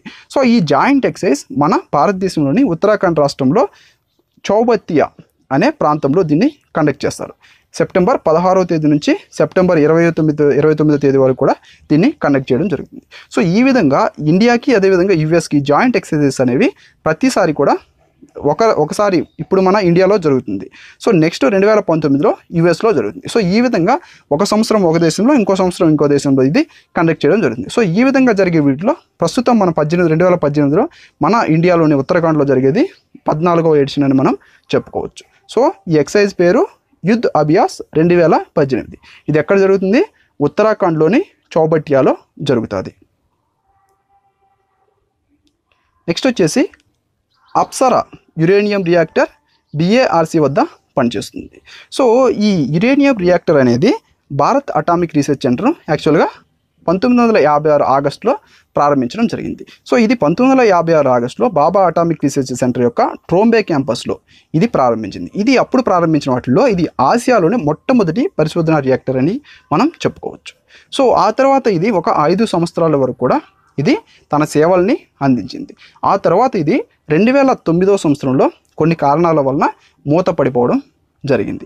ఆ తర్వాత మరలా దీన్ని అధిక సామర్థ్యంతో పెంపొందించి మరలా అప్సరా ఏర్పరిచిన దాదాపు 1956 నుంచి చూసుకున్నట్టయితే ఇప్పటి వరకు 62 సంవత్సరాల తర్వాత మరలా ఒక స్విమ్మింగ్ పూల్ ఏ ఆకారంలో అయితే ఉంటుందో అలాంటి రకమైన ఒక పరిశోధన రియాక్టర్ని అప్సరా అప్గ్రేడ్ అని చెప్పేసి ఇంకా అధిక సామర్థ్యంతో మరలా ఈ ట్రోంబే వద్ద ప్రారంభించడం జరిగింది. సో దీంట్లో ఉన్న టెక్నాలజీ మొత్తం కూడా దీన్ని పెంపొందించింది మొత్తం కూడా డెవలప్ చేసింది భారతదేశమే అని మనం చెప్పుకోవచ్చు. సో దీంట్లో దానికోసంగా లో enriched uranium plate type dispersion fuel elements. So లో ఎన్రిచ్డ్ యురేనియంతో తయారు చేసిన ప్లేట్ టైప్ డిస్పర్షన్ ఫ్యూయల్ ఎలిమెంట్స్ని ఉపయోగించి ఈ రియాక్టర్ని తయారు చేయడం జరిగింది. సో దీంట్లో ఇంకా మీకు ముఖ్యంగా ఇక్కడ గుర్తుపెట్టుకోవాల్సింది ఏంటంటే Bharat atomic research centre BARC full form. అదేవిధంగా ఈ భారత్ అటామిక్ రీసెర్చ్ సెంటర్ యొక్క ప్రజెంట్ డైరెక్టర్ కమలేష్ నీల్కాంత్ వ్యాస్. అదేవిధంగా దీని యొక్క హెడ్ క్వార్టర్స్ ఎక్కడ ఉంది? ప్రధాన కార్యాలయం దీని యొక్క హెడ్ క్వార్టర్స్ ముంబైలో. సో ఇక్కడ మీరు కనుక చూసినట్టయితే ఇస్రో కానీ ఈ బార్క్ కానీ వీటి యొక్క హెడ్ క్వార్టర్స్, వాటి యొక్క డైరెక్టర్స్, చీఫ్స్, ఇవి ఎక్కువగా మనకి క్వశ్చన్స్ అనేవి కూడా అడుగుతూ ఉంటారు. నెక్స్ట్ వచ్చేసి భారతీయ రైల్వే వెబ్ పోర్టల్ రైల్ సహయోగ్ ప్రారంభించింది. సో ఈ భారతీయ రైల్వే ఒక వెబ్ పోర్టల్ని ప్రారంభించడం జరిగింది. దాని పేరు వచ్చేసి రైల్ సహయోగ్. దీన్ని ప్రారంభించింది రైల్వేస్ మరియు బొగ్గు మంత్రి అయిన పీయూష్ గోయల్ దీన్ని ప్రారంభించడం జరిగింది. సో ప్రజెంటు రైల్వే బోర్డు యొక్క చైర్మన్ వచ్చేసి అశ్వని లోహాని. నెక్స్ట్ వచ్చేసి హీరో మోటార్స్ ప్రచారకర్తగా కోహ్లీ. సో ఈ బైకులకి తయారు చేసే కంపెనీ ఏదైతే ఉందో మన దేశానికి చెందిన కంపెనీ, అది దాని యొక్క బ్రాండ్ అంబాసిడర్గా మన దేశ క్రికెట్ జట్టు యొక్క కెప్టెన్ అయిన విరాట్ కోహ్లీని సెలెక్ట్ చేసుకోవడం జరిగింది. సో దీంట్లో ఇతను వచ్చేసి ఎక్స్ట్రీమ్ 200R బైక్తో కోహ్లీ అనే ఇతను ప్రచారం అనేది ప్రారంభించడం జరుగుతుంది. నెక్స్ట్ వచ్చేసి పటౌడీ ట్రోఫీ విజేత ఇంగ్లాండ్. సో మన భారతదేశానికి ఇంగ్లాండ్కి ఈ రెండు క్రికెట్ జట్ల మధ్య లేటెస్ట్గా 5 మ్యాచ్ల టెస్ట్ సిరీస్ జరిగింది. సో దీంట్లో 4 మ్యాచ్లు ఇంగ్లాండ్ గెలిచింది, 1 మ్యాచ్ మన ఇండియా గెలిచింది. సో ఇది పటౌడీ ట్రోఫీ, ఈ ట్రోఫీ పేరు. సో దీంతో ఈ పటౌడీ ట్రోఫీని ఇంగ్లాండ్ కైవసం చేసుకోవడం జరిగింది. దీంట్లో మ్యాన్ ఆఫ్ ద సిరీస్ వచ్చేసి మన భారత జట్టు ప్లేయర్ అయిన కోహ్లీకి, అదేవిధంగా సామ్ కరెన్కి, వీళ్ళిద్దరికీ ఇవ్వడం జరిగింది ఉమ్మడిగా. అదేవిధంగా దీంట్లో man of the match award వచ్చేసి అలస్టర్ కుక్కి ఇచ్చారు. సో దీంట్లోనే అలస్టర్ కుక్ తన ఇంటర్నేషనల్ క్రికెట్ నుంచి రిటైర్డ్ అయిపోవడం జరిగింది. నెక్స్ట్ వచ్చేసి తెలుగులో ఎగ్జామ్ వారియర్స్ పుస్తకం. సో ఈ ఎగ్జామ్ వారియర్స్ పుస్తకం అనేది దీన్ని రాసింది వచ్చేసి మన భారత ప్రధాని అయిన నరేంద్ర మోడీ రాయడం జరిగింది. సో ఇది ఎందుకు రాశారంటే, ఇక్కడ మీ స్కూల్స్ లెవెల్లో కానీ కాలేజ్ లెవెల్లో కానీ స్టూడెంట్స్ వాళ్ళ వార్షిక పరీక్షలు ఏవైతే ఉంటాయో ఈ వార్షిక పరీక్షల్లో వాళ్ళు తగిన విధంగా ఎగ్జామ్స్ని రాయాలని చెప్పేసి, వాళ్ళు ఎగ్జామ్స్కి భయపడకూడదని చెప్పేసి, వాళ్ళ బ్రెయిన్ మీద ప్రెజర్ ఎక్కువగా పడకూడదని చెప్పేసి దానికి సంబంధించి కొన్ని యోగాసనాలు కానీ, కొన్ని స్పీచ్లు కానీ, అదేవిధంగా కొన్ని వాటితో వాళ్ళని ఇన్స్పైర్ చేయాలని చెప్పేసి ఈ బుక్ని ప్రధానమంత్రి నరేంద్ర మోడీ రాయడం జరిగింది. సో ఆ బుక్ పేరు వచ్చేసి ఎగ్జామ్ వారియర్స్. సో దాన్ని అతను ఇంగ్లీష్లో రాశాడు. సో దాన్ని అనేక మంది కవులు దాన్ని మరలా ఇప్పుడు వేరే భాషల్లోకి, ప్రాంతీయ భాషల్లోకి అనువదించడం జరుగుతుంది. సో ఈ విధంగా చూసినట్టయితే మన తెలుగులోకి లేటెస్ట్గా దీన్ని అనువదించడం జరిగింది. మన తెలుగులోకి అనువదించిన వారు వచ్చేసి బివి పట్టాభిరామ్. మన తెలుగులో దీన్ని ప్రచురించింది ఎంఎస్కో బుక్స్. ఇంగ్లీష్లో దీన్ని ప్రచురించింది పెంగ్విన్ పబ్లికేషన్స్. రైట్. సో ఈ పుస్తకం పేరు ఎగ్జామ్ వారియర్స్. దీన్ని రాసింది ప్రధానమంత్రి నరేంద్ర మోడీ. తెలుగులోకి అనువదించింది బివి పట్టాభిరామ్. నెక్స్ట్ వచ్చేసి జస్టిస్ రంజన్ గొగోయ్ భారతదేశపు తదుపరి ప్రధాన న్యాయమూర్తిగా నియమితులయ్యాడు. సో మనం ఆల్రెడీ లాస్ట్ క్లాస్లో చెప్పుకున్నాం, మన భారతదేశ సుప్రీంకోర్టు యొక్క ప్రధాన న్యాయమూర్తి, ప్రజెంట్ ప్రధాన న్యాయమూర్తి అయిన దీపక్ మిశ్రా తన తర్వాత అత్యంత హైయెస్ట్ మనం చూసినట్టయితే సీనియారిటీ మెంబర్ ఎవరైతే ఉంటారో, సీనియారిటీ జడ్జి ఎవరైతే ఉంటారో సుప్రీంకోర్టులో, అతన్ని పేరుని ఈ సెంట్రల్ గవర్నమెంట్కి రికమెండ్ చేయడం జరుగుతుంది నెక్స్ట్ చీఫ్ జస్టిస్ ఆఫ్ ఇండియాగా. సో దాన్ని ప్రధానమంత్రి పరిశీలించి ఆ పేరుని మరలా మన భారత అధ్యక్షుడికి పంపించడం జరుగుతుంది. సో ఫైనల్గా మన భారత అధ్యక్షుడు ఆ పేరుని పరిశీలించి ఫైనల్గా చీఫ్ జస్టిస్ ఆఫ్ ఇండియాని మన భారతదేశ అధ్యక్షుడైన రామ్నాథ్ కోవింద్ ప్రజెంట్, సో ఇతను నియమించడం జరుగుతుంది. సో ఆ విధంగా చూసినట్టయితే మన భారత అధ్యక్షుడు మన భారత అధ్యక్షుడైన రామ్నాథ్ కోవింద్ జస్టిస్ రంజన్ గొగోయ్ని ఈ నెక్స్ట్ చీఫ్ జస్టిస్ ఆఫ్ ఇండియాగా నియమించడం జరిగింది. సో ఇతను కనుక పదవిలోకి వచ్చినట్టయితే ఇతను 46వ చీఫ్ జస్టిస్ ఆఫ్ ఇండియా అవుతాడు. ప్రజెంట్ ఉన్న దీపక్ మిశ్రా వచ్చేసి 45వ chief justice of India. So ఈ సుప్రీంకోర్టు ఏదైతే ఉందో ఈ సుప్రీంకోర్టు ఎస్టాబ్లిష్మెంట్ గురించి కానీ, ఈ కాన్స్టిట్యూషన్ ఆఫ్ ది సుప్రీంకోర్టు కానీ, వీటి గురించి మనకి కాన్స్టిట్యూషన్లో తెలిపే ఆర్టికల్ 124వ ఆర్టికల్. చాలా ఇంపార్టెంట్ ఆర్టికల్ ఇది. సో ఇతను జస్టిస్ రంజన్ గొగోయ్ వచ్చే నెల అక్టోబర్ 3వ తేదీన ఇతను ప్రధాన న్యాయమూర్తిగా ఆయన పదవి అనేది చేపట్టడం జరుగుతుంది. సో మనకి స్వాతంత్రం వచ్చిన తర్వాత మన సుప్రీంకోర్టుకి మొట్టమొదటి ప్రధాన న్యాయమూర్తి వచ్చేసి జస్టిస్ హరిలాల్ జకిసుందస్ కనియా. సో ఇది కూడా క్వశ్చన్ ఏరియా. ఇతన్ని హెచ్జే కనియా అని పిలుస్తాం. నెక్స్ట్ వచ్చేసి ప్రధానమంత్రి అన్నదాత ఆయ సంరక్షణ్ అభియాన్ పథకాన్ని క్యాబినెట్ ఆమోదించింది. దీన్ని షార్ట్కట్లో పిఎం ఆశా అంటాం. సో ఈ పథకం దీని యొక్క లక్ష్యం ఏమిటంటే యాక్చువల్గా 2018 బడ్జెట్ ఏదైతే ఉందో కేంద్ర బడ్జెట్, ఈ కేంద్ర బడ్జెట్లో ఈ భారతదేశంలో ఉన్న రైతులు పండించిన పంటలకి తగిన ధరలు నిర్ణయించాలని చెప్పేసి, వాళ్ళకి నష్టాలు పోకూడదని చెప్పేసి, వాళ్ళు నష్టాలు పోకుండా లాభాల్లో ఉండే విధంగా తగిన ధరలు కేటాయించాలని చెప్పేసి వాళ్ళు నిర్ణయించుకున్నారు. సో దానిలో భాగంగానే ఈ ప్రధానమంత్రి అన్నదాత ఆయుష్ సంరక్షణ అభియాన్ పథకాన్ని ఇప్పుడు ప్రారంభించడం జరిగింది. సో దీంట్లో యాక్చువల్గా వాటికి కావాల్సిన రైతుల ఉత్పత్తికి తగిన ధరలు నిర్ణయించడానికి ఆల్రెడీ మొత్తం 45,550 కోట్లు వాళ్ళు కేటాయించారు. సో దానికి మరలా ఇది బడ్జెట్లో కేటాయించింది కాకుండా అదనంగా మరలా ఇప్పుడు 16,550 కోట్లు అదనపు గ్యారంటీ కూడా ఇవ్వాలని చెప్పేసి క్యాబినెట్ నిర్ణయించడం జరిగింది. సో ఈ స్కీమ్ ఏదైతే ఉందో ప్రధానమంత్రి అన్నదాత ఆయుష్ సంరక్షణ అభియాన్ స్కీము, దీని కింద ఆల్రెడీ కొనసాగుతున్న స్కీమ్స్ దీనికి సంబంధించి ప్రైస్ సపోర్ట్ స్కీమ్ కానీ, అదేవిధంగా ప్రైస్ డెఫిషియన్సీ పేమెంట్ స్కీమ్ కానీ, అదేవిధంగా pilot of private procurement and stockist scheme కానీ, ఇవి 3 కూడా ప్రస్తుతం ప్రారంభించిన ఈ స్కీమ్ కిందకి రావడం జరుగుతుంది. సో ఈ స్కీమ్స్లో వీళ్ళు రైతులు పండించిన పంటలకి తగిన రేటుని ధరని వాళ్ళు నిర్ణయించడం జరుగుతుంది. నెక్స్ట్ వచ్చేసి స్వచ్ఛతా హై సేవా ఉద్యమం ప్రధాని మోడీ ప్రకటించారు. సో మనం ఆల్రెడీ తెలుసు స్వచ్ఛ భారత్ అభియాన్ స్కీమ్. సో ఈ స్వచ్ఛ భారత్ అభియాన్ స్కీమ్ అనేది మన పల్లెటూరుల్లో కానీ, అదేవిధంగా వేరే దగ్గర కానీ రోడ్లు ఏదైతే ఉంటాయో ఈ రోడ్లు నిర్మించడానికి కానీ, ఈ రోడ్ల మీద చెత్త చెదారం ఇలాంటివి ఏదైతే ఉంటాయో వాటిని క్లీన్ చేయడానికి కానీ, అదేవిధంగా పబ్లిక్ ప్లేసెస్ని క్లీన్గా ఉంచడానికి కానీ, అదేవిధంగా ప్రతి ఒక్క ఇంటికి కూడా మరుగుదొడ్డి అనేది నిర్మించుకొని మన దేశాన్ని ఓపెన్ డిఫికేషన్ ఫ్రీగా చేయాలని చెప్పి ఉద్దేశంతో ప్రధానమంత్రి నరేంద్ర మోడీ అక్టోబర్ 2, 2014 స్వచ్ఛ భారత్ అభియాన్ స్కీమ్ని స్టార్ట్ చేయడం జరిగింది. సో ఇప్పుడు వరకు మనం చెప్పుకున్న కార్యక్రమాలు ఏవైతే ఉన్నాయో ఈ కార్యక్రమాలన్నీ కూడా ఈ స్కీమ్ కింద అక్టోబర్ 2, 2019 నాటికి వాళ్ళు పూర్తి చేయాలని చెప్పేసి టార్గెట్ పెట్టుకోవడం జరిగింది. సో 2019 వీళ్ళు ఎందుకు టార్గెట్ పెట్టుకున్నారంటే 2019 అక్టోబర్ 2 మన మహాత్మా గాంధీ, జాతిపిత మహాత్మా గాంధీ యొక్క 150వ జయంతి. సో అప్పట్లోగా ఇవన్నీ పూర్తి చేయాలని వాళ్ళు కార్యక్రమం పెట్టుకోవడం జరిగింది. సో దీనిలో భాగంగానే ఇప్పుడు నెక్స్ట్ ఇయర్ అక్టోబర్ 2 వరకు కూడా స్వచ్ఛతా హై సేవా ఉద్యమం, ఈ స్వచ్ఛ భారత్ అభియాన్ స్కీమ్లో క్లీన్లీనెస్ ప్రోగ్రామ్స్ ఏవైతే ఉంటాయో వాటిని నిర్వహించడానికి ఒక ఉద్యమం అనేది వీళ్ళు చేపట్టడం జరిగింది. సో ఈ ఉద్యమం అనేది మొత్తం మన భారతదేశం అంతటా కూడా అక్టోబర్ 2 మహాత్మా గాంధీ 150వ జన్మదినం వరకు కూడా ఈ ఉద్యమం అనేది కొనసాగుతుంది. ఈ ఉద్యమం పేరు స్వచ్ఛతా హై సేవా ఉద్యమం. నెక్స్ట్ వచ్చేసి వ్యవసాయ ఆర్థికవేత్త మరియు పద్మభూషణ్ గ్రహీత విజయ్ శంకర్ వ్యాస్ మరణించాడు. సో ఈ విజయ్ శంకర్ వ్యాస్ అనేవాడు ఇతను ఒక గొప్ప వ్యవసాయవేత్త, అదేవిధంగా ఆర్థికవేత్త, అదేవిధంగా ఇతను పద్మభూషణ్ అవార్డును కూడా గెలుచుకోవడం జరిగింది. సో ఇతను లేటెస్ట్గా మరణించడం జరిగింది.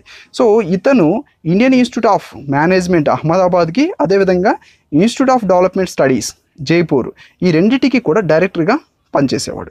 అదేవిధంగా ఈ విజయశంకర్ వ్యాసు ప్రపంచ బ్యాంకు యొక్క వ్యవసాయ మరియు గ్రామీణాభివృద్ధి శాఖలో సీనియర్ సలహాదారుగా పనిచేసేవాళ్ళు.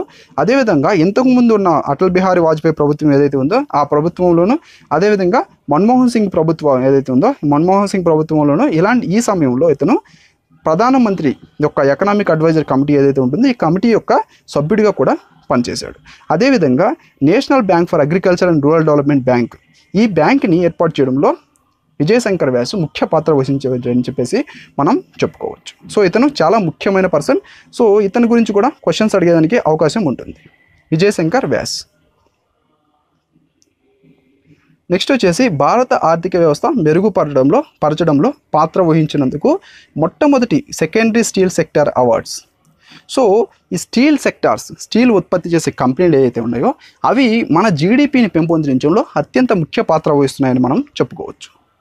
సో ఇవి ఎక్కువగా ఎంప్లాయ్మెంట్ని కూడా జనరేట్ చేస్తున్నాయి.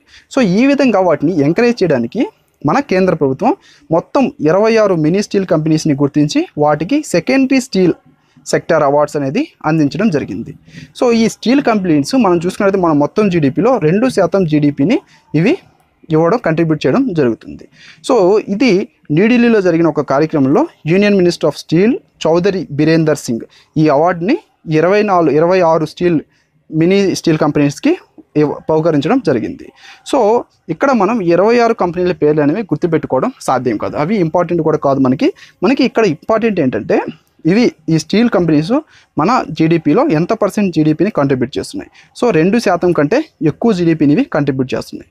అదేవిధంగా ఇక్కడ మన ప్రపంచంలో అత్యధికంగా స్టీల్ ఉత్పత్తి చేసే దేశాలు. సో మన స్టీల్ ఉత్పత్తి చేసే దేశాల ప్రపంచంలో మొదటి స్థానంలో ఉంది చైనా, రెండో స్థానంలో జపాన్, మూడో స్థానంలో మన ఇండియా ఉంది. నెక్స్ట్ వచ్చేసి అర్జెంటీనాలో G20 అంటే group of 20 countries trade and investment మంత్రివర్గ సమావేశం జరిగింది. సో ఈ గ్రూప్ ఆఫ్ 20 మెంబర్స్ ఏదైతే ఉన్నాయో 20 దేశాలు కలిసి ఒక ట్రేడ్ అండ్ ఇన్వెస్ట్మెంట్ మంత్రివర్గ సమావేశం అనేది కండక్ట్ చేయడం జరిగింది.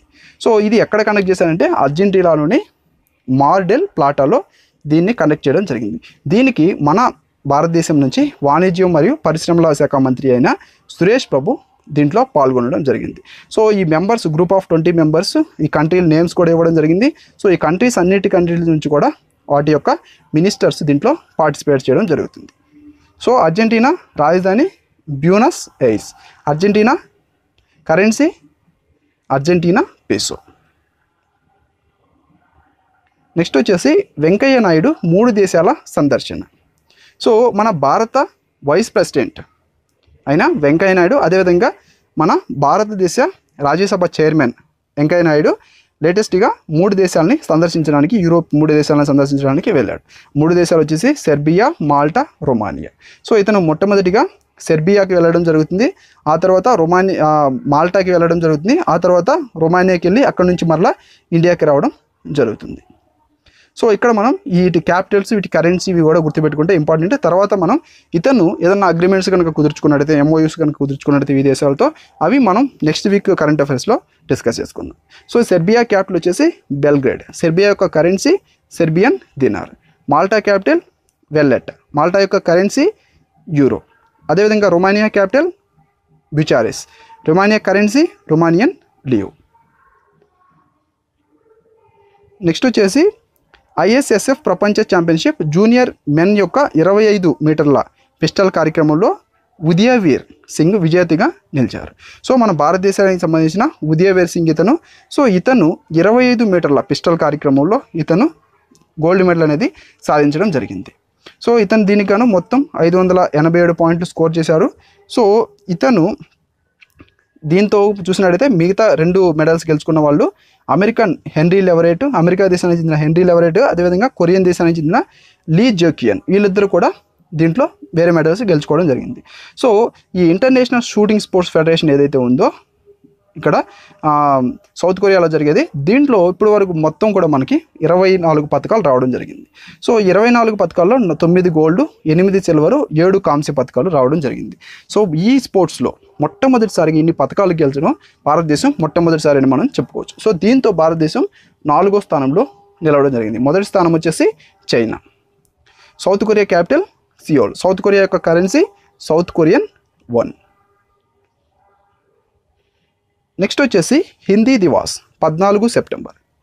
సో ప్రతి సంవత్సరం కూడా సెప్టెంబర్ 14వ తేదీన మనం హిందీ దివాస్గా జరుపుకోవడం జరుగుతుంది. సో దీన్ని ఎందుకు జరుపుకుంటామంటే యాక్చువల్గా 1949 సెప్టెంబర్ 14వ తేదీన ఈ భారత రాజ్యాంగ సభ ఏదైతే ఉందో, కాన్స్టిట్యూయెంట్ అసెంబ్లీ ఏదైతే ఉందో, ఇది ఈ భారతదేశపు అధికార భాషగా దేవనాగరి లిపిలో రాసిన హిందీని స్వీకరించడం జరిగింది. సో ఆ తర్వాత ఈ భారత రాజ్యాంగంలో ఆర్టికల్ 343 కింద 1950 జనవరి 26న దేవనాగరి లిపిలో రాసిన హిందీని మన దేశం యొక్క అధికార భాషగా వాళ్ళు ఆమోదించడం జరిగింది. సో అప్పుడు ఈ అవతార భాషగా ఇది అవతరించింది. సో ఆ తర్వాత పండిట్ జవహర్లాల్ నెహ్రూ ప్రతి సంవత్సరం కూడా సెప్టెంబర్ 14వ తేదీన హిందీ దివాస్గా జరుపుకోవాలని చెప్పేసి ఈ రోజుని ప్రకటించడం జరిగింది. సో దాని కారణంగానే మనం ప్రతి సంవత్సరం కూడా సెప్టెంబర్ 14వ తేదీన హిందీ దివాస్ని జరుపుకోవడం జరుగుతుంది. సో మన భారతదేశంలో ప్రస్తుతం ఉన్న మన భారతదేశ కాన్స్టిట్యూషన్లో ప్రస్తుతం ఉన్న షెడ్యూల్ లాంగ్వేజెస్ ఎన్ని? 22 షెడ్యూల్ లాంగ్వేజెస్, అవునా? సో వీటిలో 2 అధికారికంగా భారతదేశం కేంద్ర ప్రభుత్వంలో ఉపయోగించబడుతున్నాయి. అంటే ఈ భారతదేశం యొక్క డాక్యుమెంట్స్ ఏవైతే ఉంటాయో, అధికారిక డాక్యుమెంట్స్ ఏవైతే ఉంటాయో అవి మొత్తం కూడా హిందీలోను అదేవిధంగా ఇంగ్లీష్లో ఈ 2 భాషల్లో ముద్రించడం జరుగుతుంది. సో అదేవిధంగా మీరు పార్లమెంట్లో కనుక చూసినట్లయితే పార్లమెంట్లో కూడా హిందీలో ఆంగ్లంలో ఈ రెండు భాషల్లో మాట్లాడవచ్చు. కానీ మిగిలిన ఏ భాషలో మాట్లాడాలన్నా సరే మీరు ముందుగా చెప్పినట్టయితే వాళ్ళు ట్రాన్స్లేటర్ని ఏర్పాటు చేయడం జరుగుతుంది. కాబట్టి ఈ రెండు భాషలు అధికారిక భాషలని మనం చెప్పుకోవచ్చు. రైట్. సో ప్రపంచంలో 4వ అత్యంత ఎక్కువగా మాట్లాడే భాష వచ్చేసి హిందీ. సో 22 షెడ్యూల్ ఏవైతే ఉన్నాయో 22 లాంగ్వేజ్లు ఏవైతే ఉన్నాయో ఆ లాంగ్వేజెస్ కాన్స్టిట్యూషన్లో ఏ షెడ్యూల్లో మెన్షన్ చేయడం జరిగింది? 8వ షెడ్యూల్లో. చాలా ఇంపార్టెంట్.